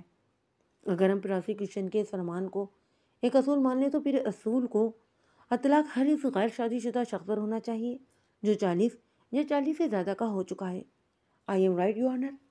بیان کردہ اصول کی روشنی میں آپ کی بات کو درست مانا جائے گا، جج نے محتاط الفاظ کا استعمال کرتے ہوئے کہا، لیکن یہ اس عمر کا سرٹیفکیٹ نہیں کہ آپ کا یہ اصول واقعتاً درست ہے۔ مجھے اچھی طرح معلوم ہے کہ یہ اصول واقعتاً درست نہیں ہے، میں نے واضح الفاظ میں کہا، لیکن میں یہ کچھ اپنے فاضل دوست کی پیشہ ورانہ لیاقت کو خراج تحسین پیش کرنے کی غرض سے کر رہا ہوں، کیونکہ موصوف خود بھی اسی کیٹیگری میں آتے ہیں۔ اس کا کیا مطلب ہے بیگ صاحب؟ جج کی سرسراتی آواز میرے کانوں تک پہنچی۔ قبل اس کے کہ میں جج کے سوال کا جواب دیتا، وکیل تقاضا نے تپتے ہوئے لہجے میں جواب دیا، مجھے سخت اعتراض ہے جناب عالی، ڈیفینس نے ڈائریکٹ میری ذات پر حملہ کیا ہے۔ میرے فاضل دوست، یہ حملہ نہیں بلکہ آپ کی گھائل ذات کی مرہم پٹی اور رفو گری ہے، میں نے ٹھہرے ہوئے لہجے میں کہا، پھر اپنا روئے سخن جج کی جانب موڑتے ہوئے ان الفاظ میں اضافہ کیا، جناب عالی، میرے فاضل اور محترم دوست اس سال کے 10ویں مہینے کی 13 تاریخ کو پورے 45 سال کے ہو جائیں گے، مگر بلا وجہ یہ ابھی تک غیر شادی شدہ ہیں۔ اگر باوجہ کو مرکز مان کر انہی کے بنائے ہوئے اصول کی روشنی میں موصوف کی ذات کو تجربے کے مراحل سے گزارا جائے تو کہا جا سکتا ہے کہ یہ حضرت بھی ذہنی اور نفسیاتی مریض ہونے کے ساتھ ہی کسی میڈیکل یا خفیہ پرابلم کا بھی شکار ہیں۔ اس کیفیت میں تو ان کا بھی وکالت لائسنس منسوخ ہو جانا چاہیے۔ کمرہ عدالت میں فلسفہ جاننے کی بجائے انہیں سٹی کورٹ کے سامنے گڈیریوں کا ٹھیرا لگانا چاہیے یور آنر۔ میں کچھ زیادہ ہی بول گیا تھا، مگر نظریہ ضرورت کے تحت یہ ناگزیر ہو گیا تھا۔ اگر کورٹ میں اینٹ کا جواب پتھر سے نہ دیا جائے تو وکیل مخالف کی پھینکی ہوئی اینٹ آپ کی کھوپڑی کا ستیہ ناش مار سکتی ہے۔ میں نے تازہ ترین ریسرچ سے حاصل کی گئی وکیل تقاضا کی تاریخ پیدائش کا بروقت استعمال کر کے کمرہ عدالت میں گویا ہنگامہ کھڑا کر دیا۔ حاضرین عدالت کی چمگوئیاں بلند و آہنگ گفتگو کا روپ دھار چکی تھی۔ ہر کوئی منچاہی بولی بول رہا تھا۔ اس وقت کورٹ روم مچھلی بازار کا نقشہ پیش کر رہا تھا۔ نے تحکمانہ لہجے میں کہا، آرڈر آرڈر۔ اب سائلنس میں وکیل تقاضا کی حالت بھی دے دینی تھی۔ میں نے اس کے حواس اور حساب پر جو کاری ضرب لگائی تھی اسے سلانے کی پوزیشن میں تھا اور نہ ہی کس کو بتانے کی حالت میں۔ میں وکیل مخالف کو یکسر نظر انداز کرتے ہوئے جج کی جانب دیکھ رہا تھا۔ جانبین وکلا کو یاد دہانی کروائی جاتی ہے یہ کورٹ روم کے اندر ان کے ذاتی دنگل کا اکھاڑا نہیں ہے۔ جج نے ہم دونوں کو ہی دیکھتے ہوئے برہمی بھرے لہجے میں کہا، لہذا آپ لوگ ذاتیات کو ایک طرف رکھ کر زیر سماعت کیس پر فوکس کریں تو اسی میں سب کی بھلائی ہے۔ میں نے حامی سری لانے پر اکتفا کیا۔ وکیل تقاضا نے قدر ندامت بھرے لہجے میں کہا، مجھے ملزم سے اور کچھ نہیں پوچھنا جناب عالی۔ تھوڑی دیر پہلے کورٹ روم کا ماحول خاصا گرم ہو گیا تھا، لیکن پروسیکیوشن کے مادرانہ خانہ رویے کے بعد سبھی کچھ نارمل ہو گیا۔ اور جہاں تک میرا معاملہ تھا تو میں نے وہ ڈرامہ ایک سوچے سمجھے منصوبے کے تحت کیا تھا۔ مزے کی بات یہ ہے کہ مجھے اپنے اس مقصد میں کامیابی بھی حاصل ہو گئی تھی۔ میں نے ڈیفینس کے مقابلے میں پروسیکیوشن کو بڑی حد تک دبا دیا تھا۔ اس تقاضا کی جانب سے کل 6 گواہوں کی فہرست دائر کی گئی، جس میں سے 3 گواہ تو ایسے تھے کہ ان کی گواہی کی کوئی اہمیت ہی نہیں تھی۔ 2 اس امر کے عینی شاہد تھے کہ انہوں نے وقوعے سے لگ بھگ 1 ماہ پہلے ملزم اور مقتول کو آپس میں جھگڑا کرتے ہوئے دیکھا تھا، اور تیسرا گواہ ساحل سمندر پر موجود ایک ایسا شخص تھا جس نے وقوعے کی ساپیر ملزم کو اس علاقے میں دیکھا تھا۔ اس پیشے پر تقاضا کی جانب سے جیسا کہ میں نے پہلے بتایا 3 گواہ بھگتائے جا چکے تھے۔ قبل اس کے کہ تقاضا کسی اور گواہ کو کٹہرے میں لانے کی اجازت حاصل کرتا، میں نے جیسے مخاطب ہوتے ہوئے کہا، جناب عالی، میں اس کیس کے تفتیشی افسر سے چند اہم سوالات کرنے کی اجازت چاہوں گا، اس وعدے کے ساتھ کہ میری اس جسارت سے عدالت کا وقت ضائع نہیں ہوگا، بلکہ اسے زیر سماعت کیس کی گاڑی میں تیز رفتار پہیے لگ جائیں گے۔ جج نے پرمیشن دی۔ کسی بھی کیس میں تفتیشی افسر کو تقاضا کے گواہ کی حیثیت حاصل ہوتی ہے اور اسے ہر پیشی پر عدالت میں حاضر بھی رہنا پڑتا ہے۔ میری درخواست اور جج کی اجازت سے اس کیس کا انکوائری افسر گواہوں والے وٹنس باکس میں آ کر کھڑا ہو گیا۔ ایو صاحب، میں نے اس کی آنکھوں میں دیکھتے ہوئے سوال کیا، آپ کو اس واقعے کی اطلاع کب اور کس نے دی تھی؟ اس واقعے کی اطلاع تنویر شاہ نے دی تھی، ایو نے کہا۔ تنویر شاہ کا تعلق پولیس ڈپارٹمنٹ سے ہے اور وقوع کی رات وہ اپنے معمول کے گشت پر تھا۔ ایسا ہی تنویر شاہ نے لگ بھگ 2:30 بجے رات تھانے فون کر کے ہمیں بتایا کہ سی ویو کے علاقے میں ایک کار کھڑی پائی گئی ہے جس کی پچھلی لین پر ایک شخص نیند دراز حالت میں بیٹھا ہوا ہے۔ یہ کار کافی دیر سے ایک ہی جگہ پر کھڑی ہے۔ جب تنویر شاہ اور اس کے ساتھی کانسٹیبل نے اس کار کے پاس جا کر اندر جھانکا تو اکبی نشت پر نیند دراز شخص کو گہری نیند میں پایا۔ قبل اس کے کہ تنویر شاہ کار کا شیشہ کھٹکھٹا کر اس کھوئے ہوئے شخص کو جگانے کی کوشش کرتا، اسے شخص کا لباس کے سینے پر خون آلود نظر آیا۔ یہی نہیں بلکہ اس کے سینے میں عین دل کے مقام پر ایک کینچی کا پھلوں والا حصہ بھی پیوست تھا۔ اس صورتحال میں تنویر شاہ کو یہ سمجھنے میں کوئی دقت محسوس نہیں ہوئی کہ کار کے عقبی نصف پر موجود شخص کا شمار زندہ انسانوں میں نہیں کیا جا سکتا۔ اس بد نصیب کو کسی شکل القبر انسان نے سینے میں کینچی گھونپ کر موت کے گھاٹ اتارا تھا۔ آئیو کا طویل جواب ختم ہوا تو میں نے سوال کیا، آپ جائے وقوع پر کتنے بجے پہنچے؟ یہی کوئی 3 بجے۔ یہ بات ہو ہی رہی تھی 20 اور 21 مارچ کی درمیانی رات کی۔ میں نے سوال نظر سے آئیو کی طرف دیکھتے ہوئے کہا، جی بالکل۔ اس نے کہا، آپ 21 مارچ کی صبح یعنی 3 بجے کے قریب جائے وقوع پر پہنچ گئے۔ میں نے تفتیشی افسر کے چہرے پر نگاہ جما کر کہا۔ آپ نے کرائم سین کا تفصیلی جائزہ لیا اور مقتول کو کار کی عقبی نشست پر مردہ پایا؟ میں غلط تو نہیں کہہ رہا ہوں نا؟ نہیں جناب، وہ نفی میں گردن ہلاتے ہوئے بولا، بالکل ایسا ہی ہوا تھا۔ پولیس کے ریکارڈ کے مطابق میرے موکل اور اس کیس کے ملزم ماجد حسین افرونی کو 21 مارچ کی صبح کم و بیش 8 بجے اس کے گھر سے گرفتار کیا گیا تھا۔ میں نے جرح کے سلسلے کو آگے بڑھاتے ہوئے سوال کیا، کیا آپ کو علم ہوا تھا کہ مقتول کی موت کا ذمہ دار ملزم ہی ہے؟ اور یہ بھی بتائیں کہ ملزم کے گھر واقع نازم آباد تک رسائی حاصل کرنے میں آپ نے کس سے مدد حاصل کی تھی؟ جناب، ہم موقع پر پہنچے تو ایس آئی کی اطلاع درست ثابت ہوئی۔ آئیو نے وضاحت کرتے ہوئے بتایا، میرے محتاط اندازے کے مطابق مقتول کو اس دنیا سے رخصت ہوئے کم از کم 8 گھنٹے ہو گئے تھے۔ وہ کار سیڑھیوں کی جس حصے میں کھڑی تھی اس طرف عموماً لوگ کم ہی جاتے ہیں، اس لیے بھی کسی نے مذکرہ کار پر توجہ نہیں دی۔ بہرحال رات والی پیٹرولنگ ٹیم نے جب اس کار کو ایک ہی جگہ پر کافی دیر سے کھڑا دیکھا تو وہ کار اور کار والی کی خیریت معلوم کرنے اسی طرف چلے گئے۔ تبھی تنویر شاہ کو پتہ چلا تھا کہ اس کار کی عقبی نشست پر بیٹھے ہوئے شخص کو کسی نے بے دردی سے موت کے گھاٹ اتار دیا ہے۔ خیر، یہ جاننے کے لیے کہ مقتول کون ہے، میں نے بڑی احتیاط کے ساتھ اس کی جامہ تلاشی لی تو اس کی ایک جیب میں موجود بٹوے نے میرا کام آسان کر دیا۔ مقتول کی شناختی کارڈ، ڈرائیونگ لائسنس اور وزٹنگ کارڈ کو دیکھنے کے بعد میں یہ جاننے میں کامیاب ہو گیا کہ مقتول کا نام مستقیم علی ہے۔ مستقیم ایک معروف بزنس مین تھا جو جائے وقوع کے نزدیکی DHA کے ایک بنگلے میں رہتا تھا۔ ہم نے جائے وقوع کی کارروائی جاری رکھتے ہوئے مقتول کے گھر والوں سے رابطہ کیا تو مقتول کی بیوی میڈم کویتا سے ملاقات ہو گئی۔ میڈم کویتا نے ہی ہمیں بتایا کہ مقتول کے سینے میں پیوست اس خطرناک کینچی کا تعلق ملزم کے ہیئر سیلون C&S سے ہے۔ پھر میڈم ہی کی نشاندہی پر ہم نے ملزم کو اس کے گھر سے گرفتار کر لیا۔ جس دور کا یہ واقعہ ہے تب وہ علاقہ ویران اور سنسان ہی ہوا کرتا تھا۔ ساحل سمندر کی سیر کو آنے والے لوگوں میں 2-4% افراد ہی ادھر کا رخ کرتے اور ان لوگوں میں اکثریت چور رشتوں کو پروان چڑھانے والوں کی ہی ہوتی تھی۔ آئیو صاحب، آپ ڈیفنس کے ساتھ بھرپور تعاون کر رہے ہیں، جس کے لیے میں تعدل سے آپ کا مشکور ہوں۔ میں نے تفتیشی افسر کے چہرے پر نگاہ جماتے ہوئے دوستانہ انداز میں کیا۔ اب ذکر ہو جائے مقتول کی پوسٹ مارٹم اور کیمیکل ایگزامینیشن رپورٹ کا۔ آپ تیار ہیں نا؟ جی، اس نے مختصر جواب دیا۔ کیا یہ بات آپ کے علم میں ہے کہ وقوعے سے کم و بیش 1 ماہ پہلے مقتول اور ملزم کے بیچ شدید نوعیت کا جھگڑا ہوا تھا؟ میں نے ٹھہرے ہوئے لہجے میں پوچھا۔ وہ مقتول اور ملزم کی پہلی ملاقات تھی اور شاید نہیں بلکہ یقیناً آخری ملاقات بھی۔ جی بالکل، وہ پورے اعتماد نظر آنے کی کوشش کرتے ہوئے بولا۔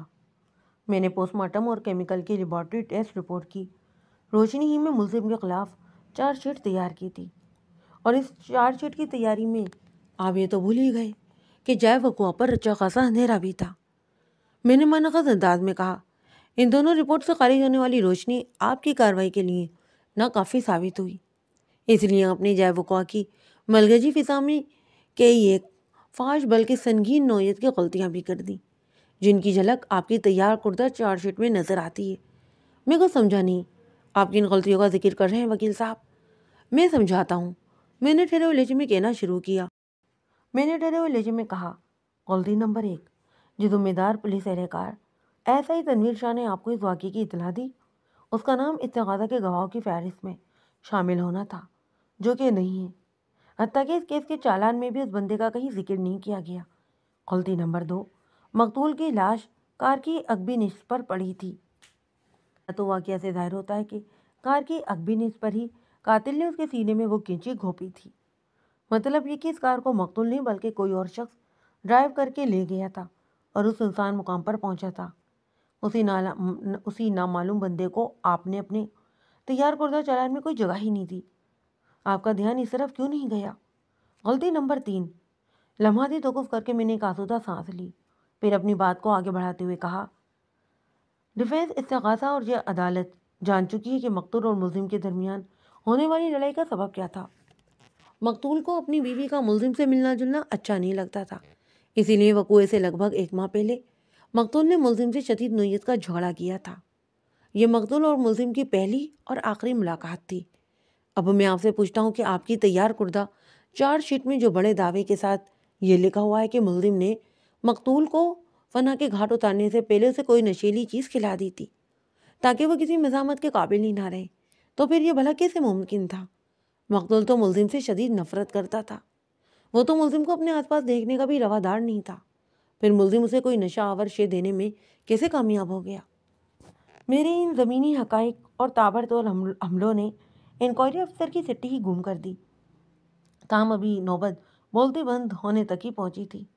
فنگر پرنٹ رپورٹ کے مطابق آلہ قتل پر ملزموں کی انگلیوں کے نشان پائے گئے تھے، وہ لنگڑی وضاحت کرتے ہوئے بولا، اور وہ کینچی بھی ملزم کے ہیئر سیلون ہی سے تعلق رکھتی ہے، لہٰذا مقتول کی جان لینے والا ملزم کے سوا کوئی اور ہو ہی نہیں سکتا۔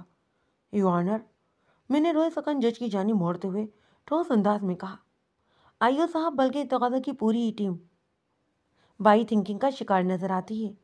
By thinking? جج نے معطل انداز میں دہرایا، یہ تو غالباً علم نفسیات کی کوئی اصطلاح ہے۔ غالباً نہیں، یقیناً جناب عالی، میں نے ایک ایک کر کے لفظوں پر زور دیتے ہوئے پورے اعتماد لہجے میں کہا۔ اس اصطلاح کے مطابق انسان اپنی قائم کردہ رائے کی روشنی میں غیر جانبدارانہ انداز میں سوچنے لگتا ہے، اور اس عمل کے دوران میں وہ غلط اور صحیح کی تمیز ہی کھو بیٹھتا ہے۔ اس کی پہلی اور آخری کوشش یہی ہوتی ہے کہ اس نے جس چیز یا جس شخص کے بارے میں جو رائے قائم کر لی ہے اسے ہی درست ثابت کر دے۔ اور کچھ ایسے ہی اس کیس میں میرے موکل کے ساتھ بھی کیا جا رہا ہے، یعنی تقاضا بائی تھنکنگ کا شکار ہو چکا ہے۔ اس کے پیش نظر صرف بات یہ ہے کہ مقتول مستقم علی کو میرے موکل ماجد حسین اور ٹونی نے موت کے گھاٹ اتارا ہے، لہٰذا تقاضا مستقم علی کے قاتل کو ڈھونڈنے کے بجائے ملزم کو مجرم ثابت کرنے کے لیے کوشاں ہے، جو کسی بھی لحاظ سے مناسب نہیں ہے۔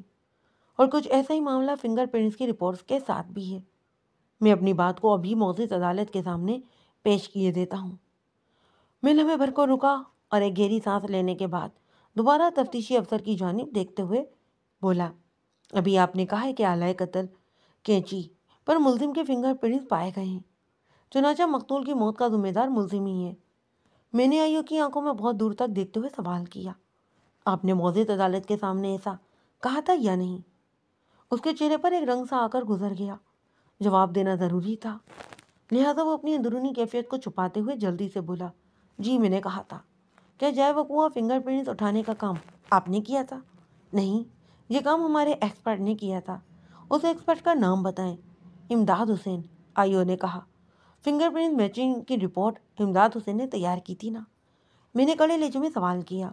اس نے ہمیں جواب دیا، جی بالکل۔ کیا آپ نے فنگر رپورٹس کو اچھی طرح پڑھا تھا؟ ہاں، پکا۔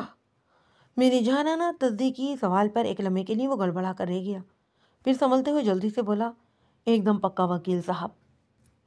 ویری گڈ، اس پر ہم بعد میں بات کریں گے، میں نے تذری انداز میں کہا۔ کیا فنگر پرنٹس ایکسپرٹ امداد حسین صاحب نے صرف آلہ قتل پر سے ہی انگلیوں کے نشان اٹھائے تھے، یا اس سلسلے میں کار کے مختلف حصوں کو بھی تختہ مشق بنایا تھا؟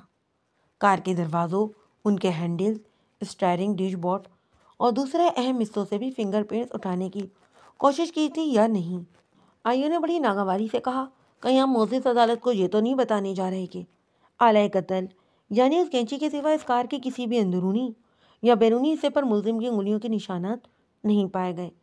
جی یہی حقیقت ہے، وہ بھی اعتماد سے عاری لہجے میں بولا۔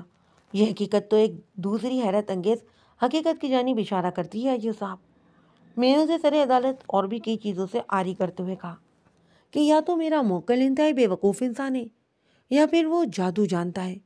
میں کچھ سمجھا نہیں۔ وہ پلکیں جھپکا کر بولا، آپ اس بات کی وضاحت کر دیں تو مہربانی ہوگی۔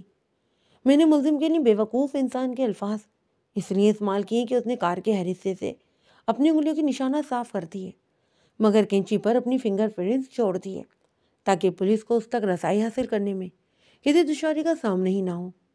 میں نے تنزیہ سے بھرپور لہجے میں کہا، اور جہاں تک میرے موکل کے جادوگر ہونے کی بات ہے تو یہ سمجھا اور سوچا جا سکتا ہے کہ وہ اپنے جادو کے زور پر مقتول کو موت کی نیند سلا کر جائے وقوع سے غائب ہو گیا۔ میرا مطلب ہے اس نے کار سے باہر رہتے ہوئے اپنے ہیئر سلون پر استعمال ہونے والی ایک کینچی کو کار کے اندر پہنچا کر اسے جادوئی طاقت سے مقتول کے سینے میں پیفس کر دیا۔ بہرحال اس صورت میں وہ احمق جادوگر ہی کہلائے گا۔ پوچھئے کیوں؟ مجھے امید نہیں تھی کہ انکوائری آفیسر اس کیوں کا جواب جاننے کی کوشش کرے گا، لیکن وہ میری باتوں میں اس قدر گھر چکا تھا کہ بے ساختہ اس کے منہ سے نکل گیا کیوں؟ وہ اس لیے کہ اس نے مقتول کی جان لینے کے لیے کسی دوسری چیز کے بجائے اپنے ہی ہیئر سلون کی کینچی کو استعمال کیا، اور دیکھ لیں وہ اپنی اس احمقانہ جادوئی حرکت کی وجہ سے پکڑا گیا ہے۔ آیو کی حالت قابل دید نہیں تھی، تاہم وہ اس الجھی ہوئی اور درگو کیفیت سے جلدی نکل آیا اور شکایتی نظر سے مجھے دیکھتے ہوئے تلخ لہجے میں بولا، وکیل صاحب آپ اپنے موکل کی حماقتوں کا تذکرہ کر کے کہیں مجھے ماموں بنانے کی کوشش تو نہیں کر رہے؟ واللہ ہرگز نہیں، میں نے نفی میں گردن ہلاتے ہوئے گہری سنجیدگی سے کہا، یہ کام آپ کی بہن اور بہنوئی کے کرنے کا ہے۔ میں تو صرف یہ جاننا چاہتا ہوں کہ کیا آپ نے فنگر پرنٹس رپورٹ کو اچھی طرح پڑھا ہے؟ میں آپ کے سوال کا جواب ہاں میں دے چکا ہوں، وہ سرپٹائے ہوئے لہجے میں بولا۔ اس رپورٹ کے مطابق میں نے اس کی بھرموئی کو جوتے کی نوک پر مارتے ہوئے ٹھوس انداز میں کہا، اعلی قطر پر ملزم کے پارشل فنگر پرنٹس ملے تھے۔ کیا آپ اس لفظ پارشل کی وضاحت کرنا پسند فرمائیں گے؟ فنگر پرنٹس کی رپورٹ میں نے نہیں، ایکسپرٹ امداد حسین صاحب نے تیار کی ہے۔ وہ ایک بار پھر ڈٹائی کی بلندیوں کو چھوتے ہوئے خفگی امیز انداز میں بولا، آپ انہیں سے جا کر پوچھیں، کہیں جا کر نہیں بلکہ امداد صاحب کو یہاں بلا کر معزز عدالت کے روبرو پوچھنا زیادہ مناسب رہے گا۔ میں نے حتمی لہجے میں کہا، اس طرح پارشل اور ٹوٹل کا فرق واضح ہوتے ہی دودھ کا دودھ اور پانی کا پانی بھی الگ ہو جائے گا۔ پھر میں نے جج کی طرف دیکھتے ہوئے ان الفاظ میں اضافہ کیا، جناب عالی، آئندہ پیشے پر میں تقاضا کے ایکسپرٹ محترم امداد حسین سے بھی چند سوالات کرنا چاہتا ہوں۔ امید ہے موصوف کو عدالت میں پیش کرنے کا بندوبست کیا جائے گا۔ جج نے ہمیں گردن ہلا دی۔ منظر اسی عدالت کا تھا اور کٹہرے پر اس کیس کا ایکسپرٹ امداد حسین کھڑا تھا۔ امداد حسین کی عمر 45 اور 50 کے درمیان رہی ہوگی۔ متناسب بدن، گندمی رنگت کا مالک، دراز قامت شخص تھا۔ اس کی پیشانی کے بال اوپر کو اڑ چکے تھے، جس کی وجہ سے واضح اہم بنا ہوا دکھائی دیتا۔ اس نے آنکھوں پر نظر کا چشمہ بھی لگا رکھا تھا۔ گواہ کا بیان حلفی ریکارڈ ہو چکا تو میں نے جرح کے لیے اس کے نزدیک چلا گیا۔ اس کے چہرے پر نگاہ جما کر میں نے رسانے گرے لہجے میں کہا، امداد صاحب، آپ کو یہاں بلانے کے لیے معذرت خواہ ہوں، مگر ایک ضرورت ہی ایسی آن پڑی تھی کہ آپ کو زحمت دینی ہی پڑی۔ بہرحال آپ کا بہت شکریہ۔ پھر میں نے اس سے پوچھا، آپ نے اپنی تیار کردہ فنگر پرنٹس رپورٹ میں لکھا ہے کہ اعلی قتل C&S ٹریڈ مارک والی اس کینچی پر ملزم کی انگلیوں کے جزوی نشانات ملے ہیں، اور اس کے لیے آپ نے پارشل کا لفظ استعمال کیا ہے۔ ہم نے پچھلی پیشی پر اس کیس کے انکوائری افسر سے پارشل کے فلسفے کو سمجھنے کی کوشش کی تو انہوں نے ہمیں آپ کی طرف ریفر کر دیا۔ معزز عدالت آپ کی زبان سے اس لفظ کی تشریح سننا چاہتی ہے، سو پلیز۔ اپنی بات کے اختتام پر میں نے اسے گرین سگنل کا اشارہ دیا تو وہ کھنگار کر گلا صاف کرتے ہوئے بولا، وکیل صاحب، لفظ پارشل میں کوئی لفظ یا فلسفہ چھپا ہوا نہیں ہے، اور نہ ہی اسے راکٹ سائنس سمجھا جاتا ہے۔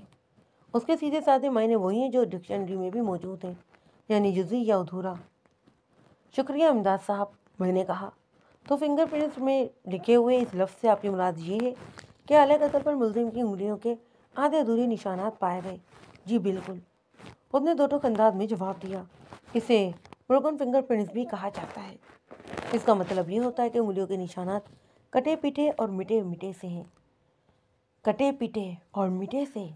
میں نے پرسوچ انداز میں دہرایا اور کہا، تو کیا ہم پارشل اور بروکن فنگر پرنٹس کے ذیل میں یہ بات کہہ سکتے ہیں کہ کسی نے نادانستگی میں اعلی قتل کو اپنے ہاتھ میں لے لیا، جس کی وجہ سے وہاں موجود فنگر پرنٹس میں ادھورا پن ہو گیا، یعنی وہ بعض مقامات پر کٹ پھٹ اور مٹ گئے؟ ہو سکتا ہے ایسا، لیکن میں یقین کے ساتھ یہ بات کہہ سکتا ہوں، موجودہ کیس میں ایسا ہرگز نہیں ہوا۔ آپ کے اس یقین کا سبب معزز عدالت بھی جاننا چاہتی ہے، میں نے ٹھہرے ہوئے لہجے میں کہا۔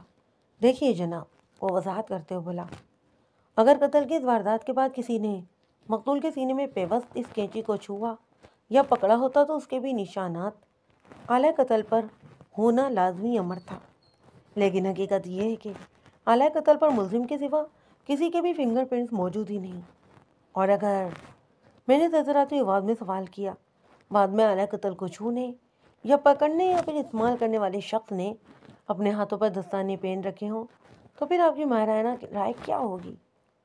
اس صورت میں آخری ذکر شخص کے فنگر پرنٹس دستانوں کی وجہ سے اعلی قتل پر ثبت نہیں ہو سکیں گے، اور وہاں پہلے سے موجود فنگر پرنٹس کا رجسٹر ہو جانا یقینی ہے۔ لیکن آپ نے یہ سوال کیوں کیا؟ کیا آپ سے ایسا سوال کرنے پر کوئی پابندی ہے؟ میں نے کہا۔ ارے نہیں نہیں، ایسی کوئی بات نہیں، وہ جلدی سے بولا۔ یہ تو میرا پروفیشن ہے، آپ اس سے متعلق مجھ سے کچھ بھی پوچھ سکتے ہیں۔ تو پھر بتائیے، میں نے بدستور اس کی آنکھوں میں جھانکتے ہوئے پوچھا۔ اگر کسی شخص نے ملزم کو پھنسانے کے لیے اس کے ہیئر سلون سے ایک ایسی کینچی کو چرا لیا ہو جس پر ملزم کے فنگر پرنٹ سخت ہو، یعنی وہ کینچی ملزم کے استعمال میں رہی ہو، اور پھر اس شخص نے دستانے پہن کر کینچی کو مقتول کے سینے میں عین دل کے مکان پر پیوست کر دیا ہو، تو آپ کی بیان کردہ پارشل یا بروکن فنگر پرنٹس والی تھیوری کو تصدیقی سرٹیفکیٹ تو مل جائے گا نا؟ آپ کے تو بالکل ٹھیک رہے، وہ الجھی ہوئی نظر سے مجھے دیکھتے ہوئے بولا۔ لیکن کوئی اور شخص ایسا کیوں کرے گا؟ قتل تو ملزم ہی نے کیا ہے۔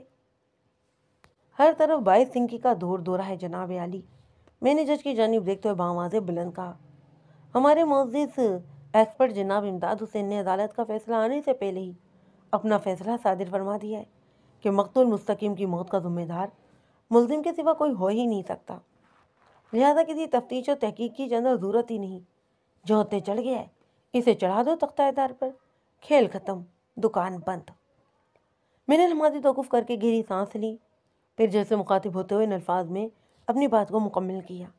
جناب عالی، مجھے گواہ سے اور کچھ نہیں پوچھنا۔ آج ہمارا کیس قدرے نیچے لگا ہوا تھا، چنانچہ ہمیں زیادہ وقت نہیں مل سکا۔ تقاضا کے ایک بھرتی گواہ اور ایکسپرٹ کو نپٹاتے ہوئے عدالت کا مقررہ وقت ختم ہونے میں چند ہی منٹ باقی رہ گئے تھے۔ جج نے وکیل تقاضا سے پوچھا، وکیل صاحب، آپ کے کتنے گواہ باقی ہیں؟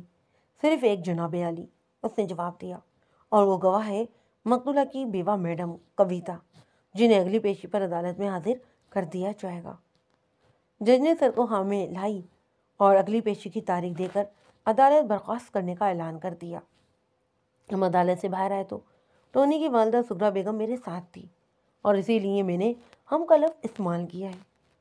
وہ اللہ کی بندی ہر پیشی پر عدالت میں موجود ہوتی، اور اسی بہانے اسے اپنے بیٹے سے ملنے کا موقع بھی مل جاتا، اور اس ملاقات کا اہتمام میں نے ہی کر رکھا تھا۔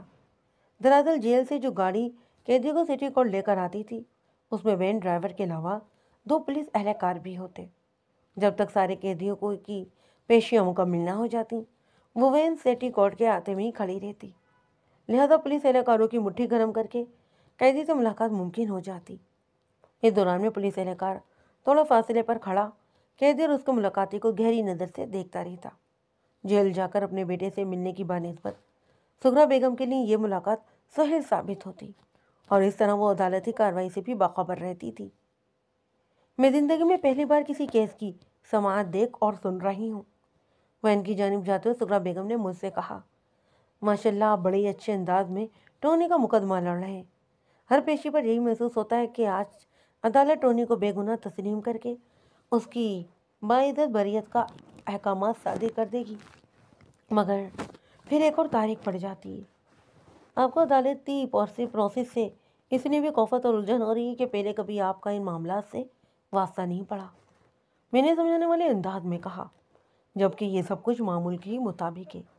جب تک اتقاضا اور صفائی کے وکلا اپنا پورا زور نہ صرف کر دیں، کیس کہیں بھی کسی نتیجے پر نہیں پہنچا جا سکتا۔ اس کے بعد ہی جج نے کسی ایک فریق کے حق میں فیصلہ دینا ہوتا ہے۔ آپ کو یہ سوچ کر مطمئن رہنا چاہیے کہ ہم کامیابی کے بہت نزدیک آ چکے ہیں۔ آئندہ ایک دو ہی پیشی میں اس مقدمے کا فیصلہ ٹونی کے حق میں ہو جائے گا۔ میں نے آپ کے بیٹے کو اس مصیبت سے نکالنے کے لیے دلائل کی جو عمارت کھڑی کی ہے نا، بس اب اس پر شرط ڈالنا ہی باقی ہے۔ اس پیشی پر میں نے جو اسٹرنگ لگائی ہے نا، آئندہ پیشی پر انشاءاللہ میں اس میں مال بھی بھر دوں گا۔ سغرا بیگم نے تہ دل سے میرا شکریہ ادا کیا، مجھے ڈھیروں دعائیں دیں۔ میں نے جیل وین کے قریب پہنچ کر ٹونی سے اس کی ملاقات کروائی، پھر پارکنگ لاٹ کی جانب بڑھ گیا۔ آج عدالت کے کمرے میں بہت ہی زیادہ رش تھا۔ غازہ کی سب سے اہم گواہ اور مقتول مستقیم علی کی بیوہ میڈم کویتا گواہوں والے کٹہرے پر موجود تھی۔ کویتا کی عمر 35 کے قریب رہی ہوگی، لیکن اس نے اپنے شواب کی ایسی ریکھ دیکھ رکھی تھی کہ وہ 25 سے زیادہ کی نظر ہی نہیں آتی۔ اس کا حسن بے مثال اور جمال باکمال تھا، اگرچہ اسے کسی خاص تیاری کی ضرورت نہیں تھی، اس کے باوجود بھی وہ خوب سج دھج کر گواہی دینے آئی تھی۔ جج کرسی انصاف پر برجمان ہو چکا تو پھر عدالتی کارروائی کا آغاز ہوا۔ کویتا نے سچ بولنے کا حلف اٹھانے کے بعد اپنا مختصر سا بیان ریکارڈ کروایا تو وکیل تقاضا کٹہرے کے نزدیک چلا گیا۔ میڈم کویتا، وکیل تقاضا نے ایکیوز باکس میں کھڑے ملزم کی جانب اشارہ کر کے اپنی گواہ سے پوچھا، کیا جانتی ہیں آپ اس شخص کو؟ بہت ہی اچھی طرح وکیل صاحب، وہ نفرت آمیز لہجے میں بولی، یہ گھمنڈی گزیلا، چال باز اور احسان فراموش، اور سب سے بڑھ کر ایک قاتل ہے۔ کویتا کی اوپننگ ڈیلیوری سے مجھے اندازہ ہو گیا کہ وکیل تقاضا نے اپنی اس گواہ کو خوب تیاری کروا رکھی ہے۔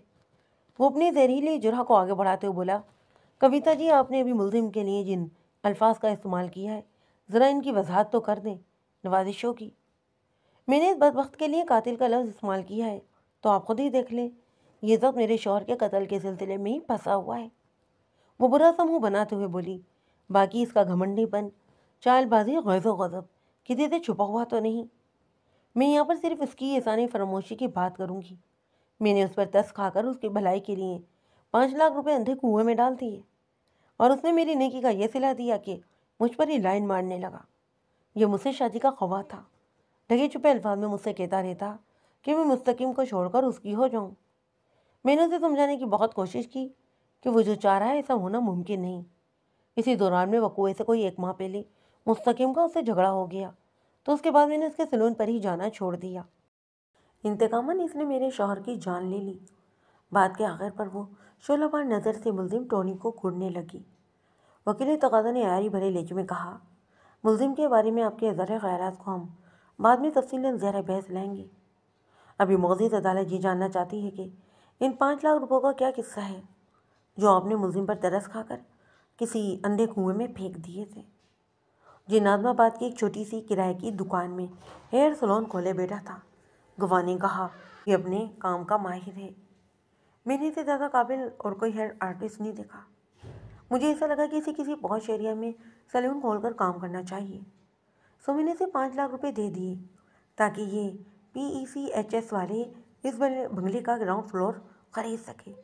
یہاں پر اس وقت اس کا سلون موجود ہے۔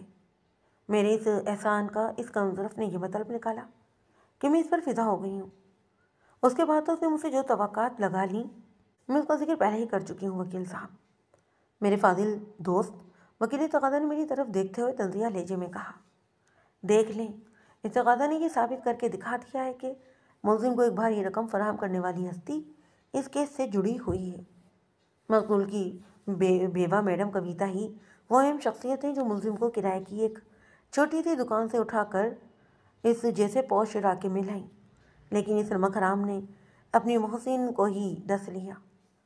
میرے فاضل دوست، میں نے بھی وکیل تقاضا کی آنکھوں میں آنکھیں ڈال کر کڑے لہجے میں سوال کیا، کیا آپ جوش خطابت میں عدالت کے بنیادی قواعد و ضوابط کو فراموش کر بیٹھے ہیں؟ کیا مطلب ہے آپ کا؟ وہ بڑے ہی تپتے ہوئے لہجے میں بولا، مثال دے کر سمجھاتا ہوں، ورنہ میری بات تو آپ کے بھیجے میں اترے گی نہیں۔ میں نے جذبات سے آری لہجے میں کہا، میں معزز عدالت کے روبرو یہ دعویٰ کرتا ہوں کہ آپ نے 15 دن کے وعدے پر مجھ سے 1 لاکھ روپے ادھار لیے تھے، اور 2 ماہ گزر جانے کے باوجود بھی آپ نے میری رقم واپس نہیں کی۔ کیا میرے ایسے کہہ دینے سے یہ عدالت میرے 1 لاکھ روپے دلوا دے گی؟ قطعی نہیں، وہ بڑے جوش سے بولا۔ جب تک آپ ٹھوس ثبوت فراہم کر کے یہ ثابت نہ کر دیں کہ میں نے آپ سے 1 لاکھ روپے کا قرض لیا تھا، اس وقت تک یہ عدالت آپ کی کوئی مدد نہیں کرے گی، اور یہی اصول ہے۔ اب اسی اصول کو آپ اپنی پرکشش اور جاذب نظر گواہ میڈم کویتا پر بھی لاگو کریں، میں نے مرچیں لگانے والے انداز میں کہا۔ انہوں نے میرے موکل کو 5 لاکھ کی رقم فراہم کرنے کا محض ذکر کیا ہے۔ اس سلسلے میں انہوں نے عدالت کے سامنے کوئی دستاویزی ٹھوس ثبوت پیش نہیں کیا، لہذا سر دست ان کے اس بے جڑ اور بے برق دعوے کو خارجی اس عدالت ہی سمجھے۔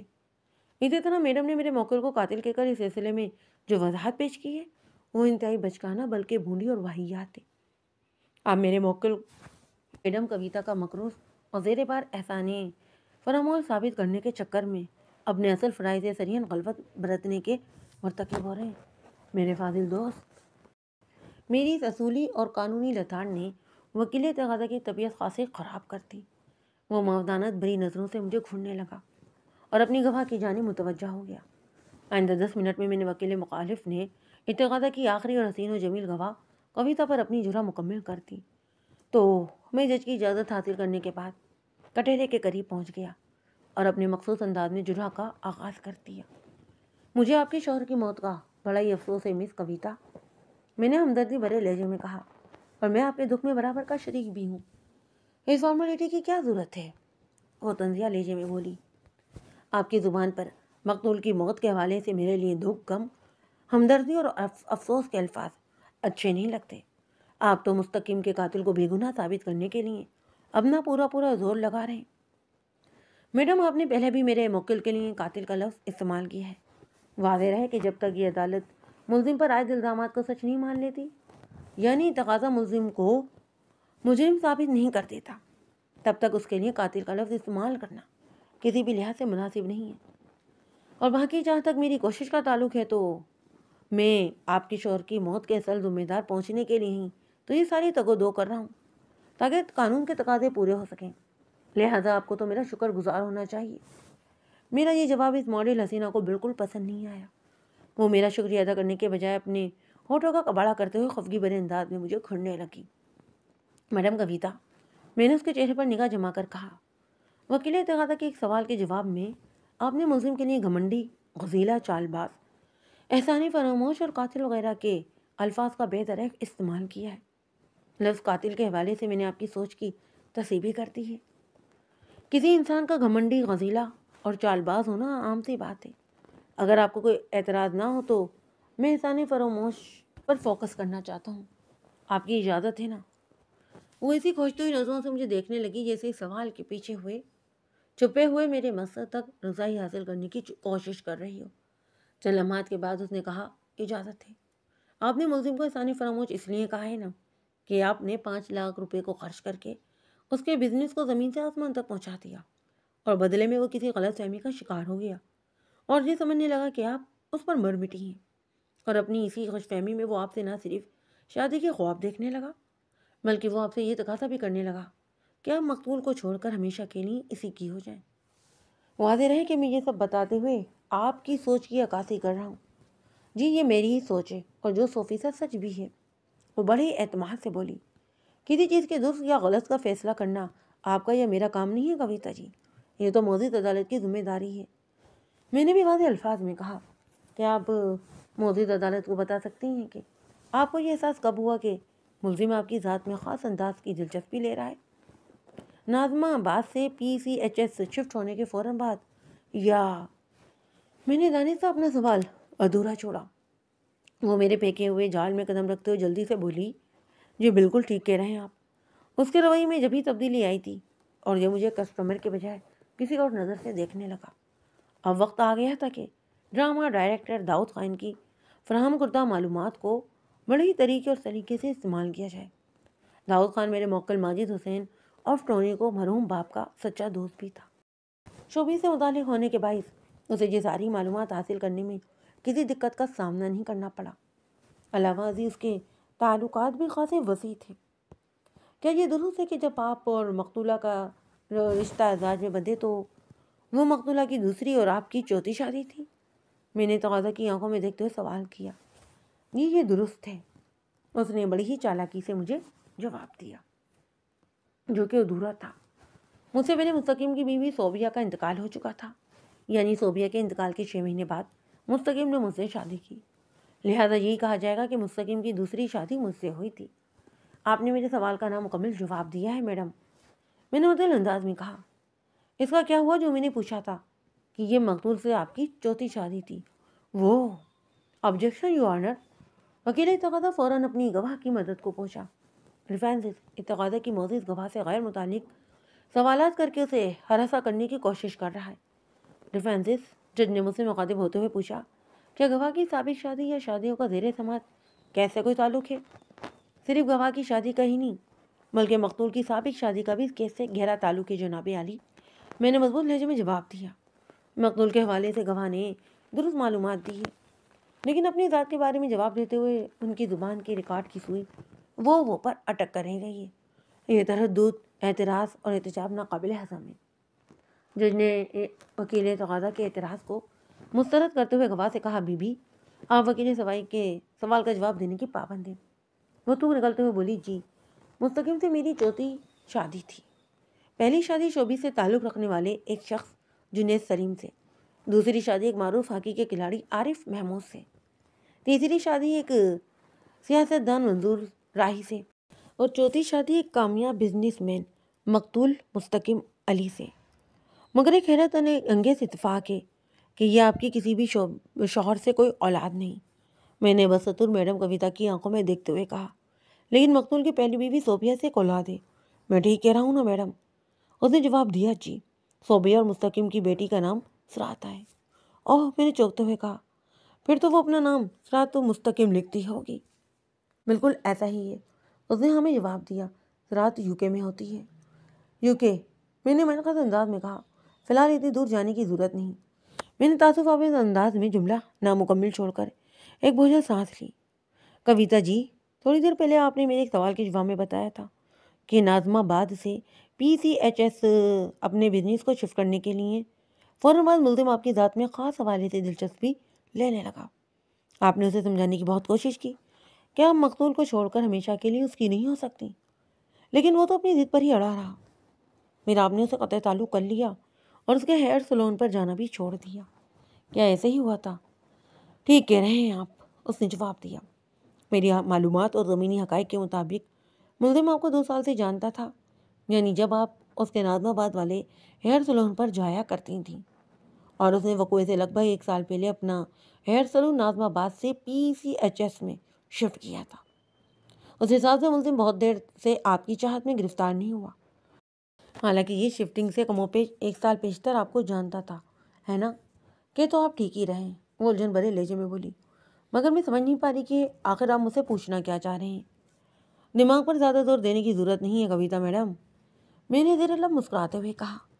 اتخاذہ کے مطابق جب مقتول اور ملزم کے بیچ شدید نوعیت کا جھگڑا ہوا، اس کے بعد آپ نے ملزم کے ہیئر سلون پر جانا چھوڑ دیا۔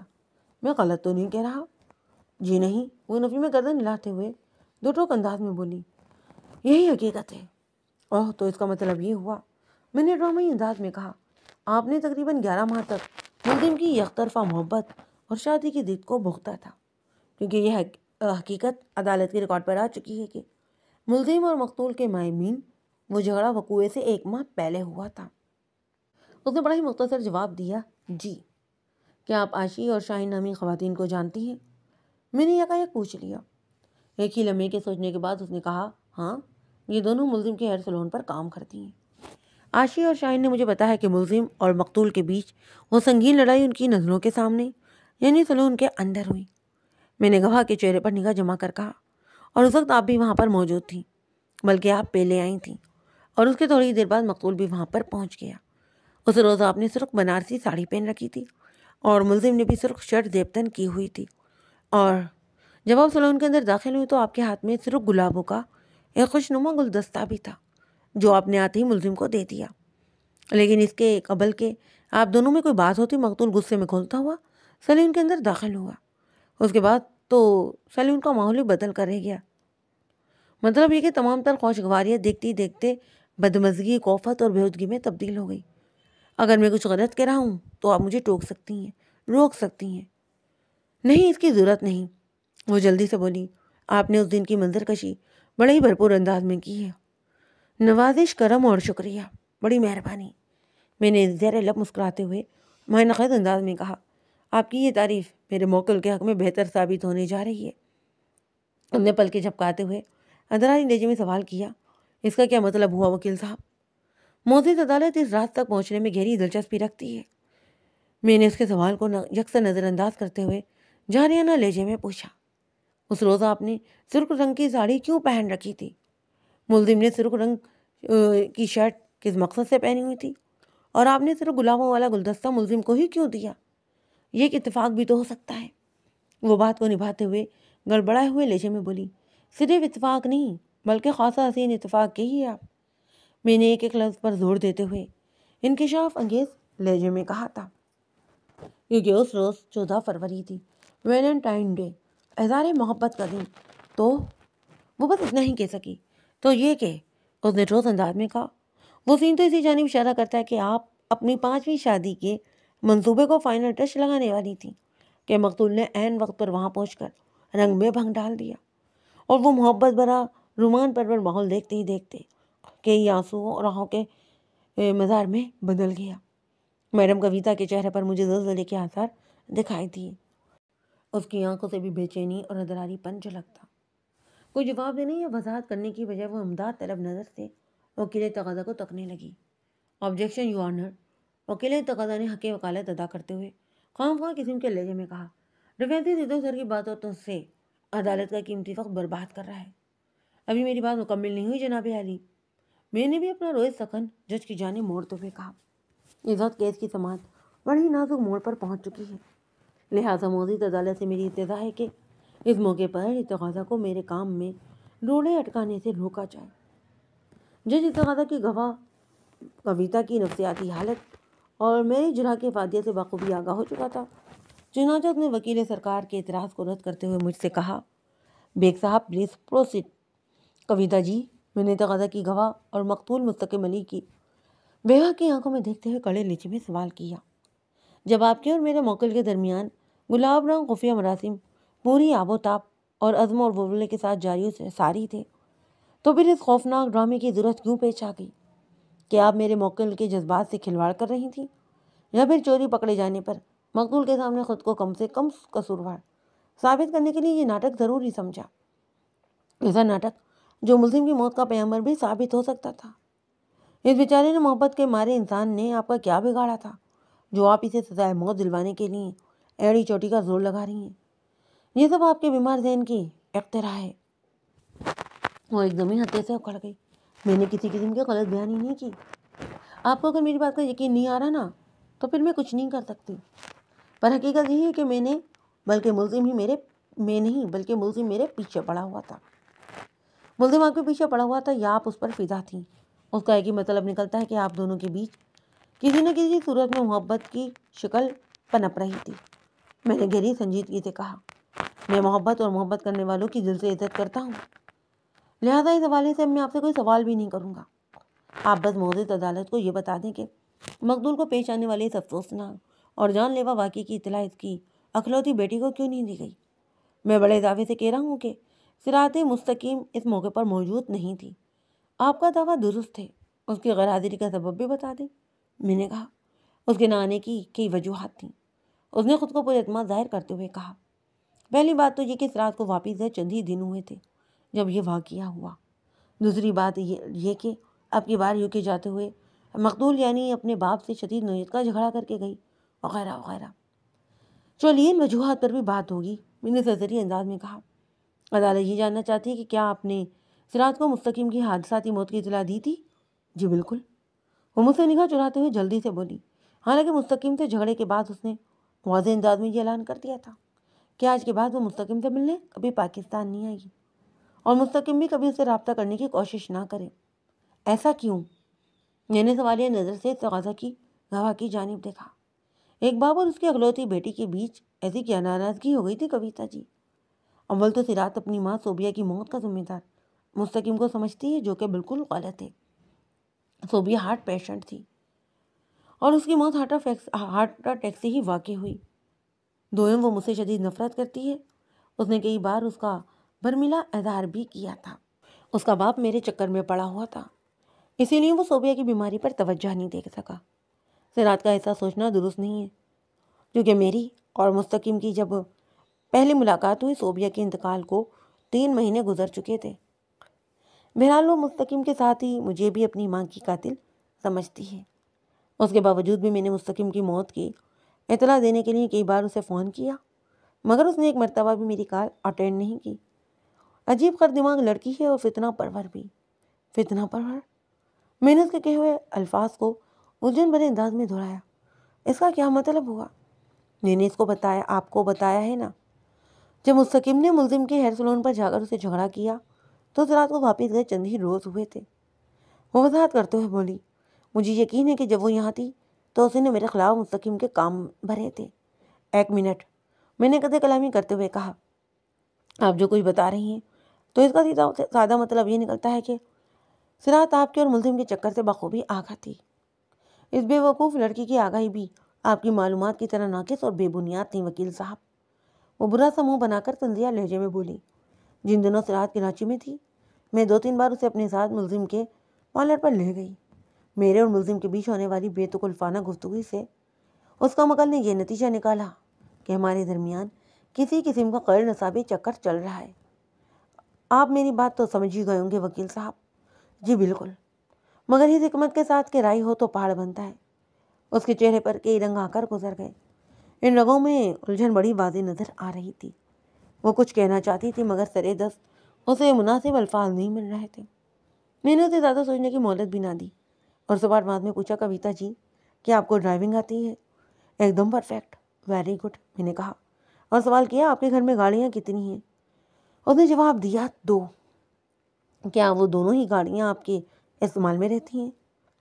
میں نے جرح کے طویل سلسلے کو اختتام کی طرف لاتے ہوئے سوال کیا۔ اس نے نفی میں گردن ہلائی اور کہا، ایک گاڑی استعمال میں کرتی ہوں اور دوسری گاڑی مستقیم کے لیے تھی جو اس کی موت کے بعد گراج میں ہی کھڑی ہے۔ اور اگر میں غلط نہیں ہوں تو آپ اس گاڑی کی بات کر رہی ہیں جس کی عقبی نشست پر مقتول کی لاش پائی گئی تھی۔ جی آپ بالکل ٹھیک کہہ رہے ہیں، وہ پرجوش لہجے میں بولی۔ لیکن میں نے اس کے جوش کے غبارے میں پن چبوتے ہوئے قدرے جاریانہ انداز میں کہا، مقتول کو تو ڈرائیونگ جانتا ہی نہیں، پھر وہ اس گاڑی کو کیسے چلایا کرتا؟ اس گاڑی کے لیے ہم نے ڈرائیور رکھا ہوا تھا۔ ڈرائیور کا نام عرفان بھٹی۔ عرفان اس وقت کہاں ہے؟ مستقیم کی موت کے بعد اس کی ضرورت ہی نہیں رہی، اسی لیے میں نے اس کی چھٹی کر دی تھی۔ میں ابھی کی بات نہیں کر رہا، میں نے کویتا کی بات مکمل ہونے سے پہلے ہی بے لحاظ لہجے میں سوال کیا۔ میں اس وقت کا ذکر کر رہا ہوں جب مقتول کو موت کے گھاٹ اتارا گیا تھا۔ مجھے کیا معلوم، خدا کی قسم میں تو اس بارے میں کچھ نہیں جانتی، وہ حد درجہ پریشان کن لہجے میں بولی۔ This is open and shut case your honour, میں نے جج کی جانب دیکھتے ہوئے بلند آواز کہا۔ میں اسے قانونی زبان میں WPM یعنی کہ ویل پلانڈڈ مرڈر کہوں گا۔ در حقیقت روز روشن کے معنی دیا ہو چکی ہے کہ وقوع کے روز مقتول کا ڈرائیور عرفان بھٹی ہی اسے ساحل سمندر پر لے کر گیا ہوگا، کیونکہ مقتول گاڑی چلانا نہیں جانتا تھا۔ مگر اس کیس کے چارج شیٹ اور ارتقاضہ کے گواہوں کی فہرست میں کہیں بھی اس ڈرائیور کا نام نظر نہیں آتا۔ یہ ارتقاضہ کی نالائکی نہیں بلکہ بدنیتی ہے۔ مجھے یقین ہے کہ اگر عرفان بھٹی کو شامل تفتیش کر کے اس پر سختی کی جائے تو مقتول کی موت کا راز کھل سکتا ہے، جس سے یہ ثابت ہو جائے گا کہ میرا موکل بے گناہ ہے۔ جج نے میرے دلائل کے جواب میں اپنی گردن کو ہاں میں جچن دی اور اس کیس کے انکوائری آفیسر کو ہدایت دینے لگا۔ اس کے لہجے سے برہمی بھی جھلکتی۔ میں نے فاتحانہ نظر سے وکیل ارتقاضہ کو دیکھا۔ وہ نگاہ چرا کر کورٹ روم کے دروازے کو تکنے لگا۔ بعد الخیال تو یہی لگتا تھا کہ وہ بھاگنے کا ارادہ رکھتا ہے۔ عرفان بھٹی کو تلاش کرنے کے لیے پولیس کو کنویں میں بانس ڈلوانا پڑے اور نہ ہی دشت سیرا میں گھوڑے دھلوانے کی ضرورت محسوس ہوئی۔ وہ اپنے گھر میں واقع محمود آباد میں سے انہیں بآسانی مل گیا، اور وہ بھی بڑے ہی ریلیکس موڈ میں، جیسے لمبی چھٹیاں گزارنے کسی پرفضا مقام پر قیام پذیر ہو۔ ارتقاضہ کا پہلے مقتول کے ڈرائیور پر توجہ نہ دینا اس کی کوتاہی تھی یا مجرمانہ غفلت یا پھر بدنیاتی، یہ جاننا زیادہ اہم نہیں تھا۔ اصل بات یہ تھی کہ کورٹ کے سخت آرڈر پر پولیس کو فوری ایکشن لینا ہی پڑا۔ عرفان بھٹی کوئی منجھا ہوا عادی مجرم نہیں تھا، لہذا پولیس کی خاطر مدارت اسے ہضم ہی نہ ہوئی، اور اس کی یادداشت کے میدے میں جو بھی خزانہ دفن تھا وہ اس نے شرافت سے اگل دیا۔ اس کی بیان کردہ کہانی نے اس کیس کو ایک نیا رنگ دے دیا۔ مقتول کے ڈرائیور کے مطابق صراط مستقیم نے UK سے جاتے ہوئے اسے 1 لاکھ روپے اور ملزم کے ایئر سلون میں استعمال ہونے والی کینچی ایک بیگ میں ڈال کر اس ہدایت کے ساتھ کر دی کہ اس نے گلفز پہن کر اس کینچی کا استعمال کرنا ہے۔ اگر مقتول کا ڈرائیور اپنی کہانی کو یہاں تک محدود رکھتا تو پھر سوال یہ اٹھتا کہ اس نے کویتا کے بجائے اس کے شوہر کو موت کے گھاٹ کیوں اتارا۔ مگر وہی بات کہ پولیس کی کسٹڈی میں وہ اپنے اندر کچھ بھی چھپا کر نہیں رکھ سکا۔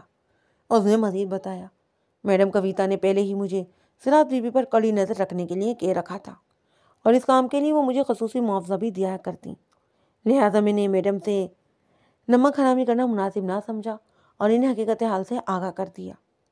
وہ میری بات سن کر گہری سوچ میں ڈوب گئی اور پھر مجھے 2 لاکھ دینے کے بعد کہا، عرفان سرات والے 1 لاکھ روپے بھی تم اپنے پاس رکھو اور کینچی کے استعمال کے سلسلے میں تم نے ٹارگٹ تبدیل کرنا ہے۔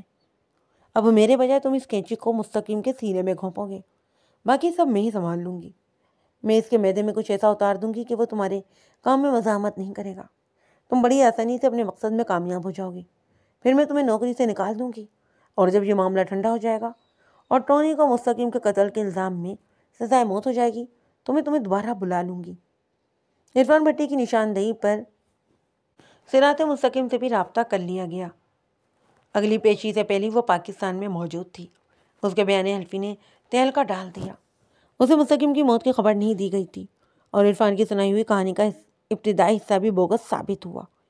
یعنی صراط نے ٹونی کے سیلون سے کوئی کینچی چرائی تھی اور نہ ہی اس نے 1 لاکھ روپے کے عوض کویتا کو قتل کرنے کا حکم دیا۔ جب تمام تر حالات کویتا کے خلاف صفِ آرا ہو گئے تو اس کے سامنے اقبال جرم کے سوا کوئی راستہ ہی نہ رہا۔ میں مستقیم اور ٹونی کو ایک ساتھ سزا دینا چاہتی تھی۔ اس نے اقرار گناہ کرتے ہوئے کمال ڈٹائی سے عدالت کے سامنے بیان دیا۔ مستقیم ایک تنگ نظر اور شکی مزاج انسان تھا اور ٹونی اول درجے کا نمک حرام اور احسان فراموش۔ میں نے اس کی ترقی کے لیے لاکھوں لگا دی اور یہ بیوقوف مجھے مسلسل نظر انداز کرتا چلا گیا۔ یہ محض مجھ سے دوستی نہیں رکھنا چاہتا تھا بلکہ اس کا مطالبہ تھا کہ میں پہلے مستقیم سے طلاق لوں، اس کے بعد یہ کسی سنجیدہ تعلق کے بارے میں سوچے گا۔ وہ کیا انسی بزدل نکما کہیں گا۔ اس کے علاوہ بھی پتہ نہیں کیا کیا میرے موکل کی شان میں بولتی چلی گئی۔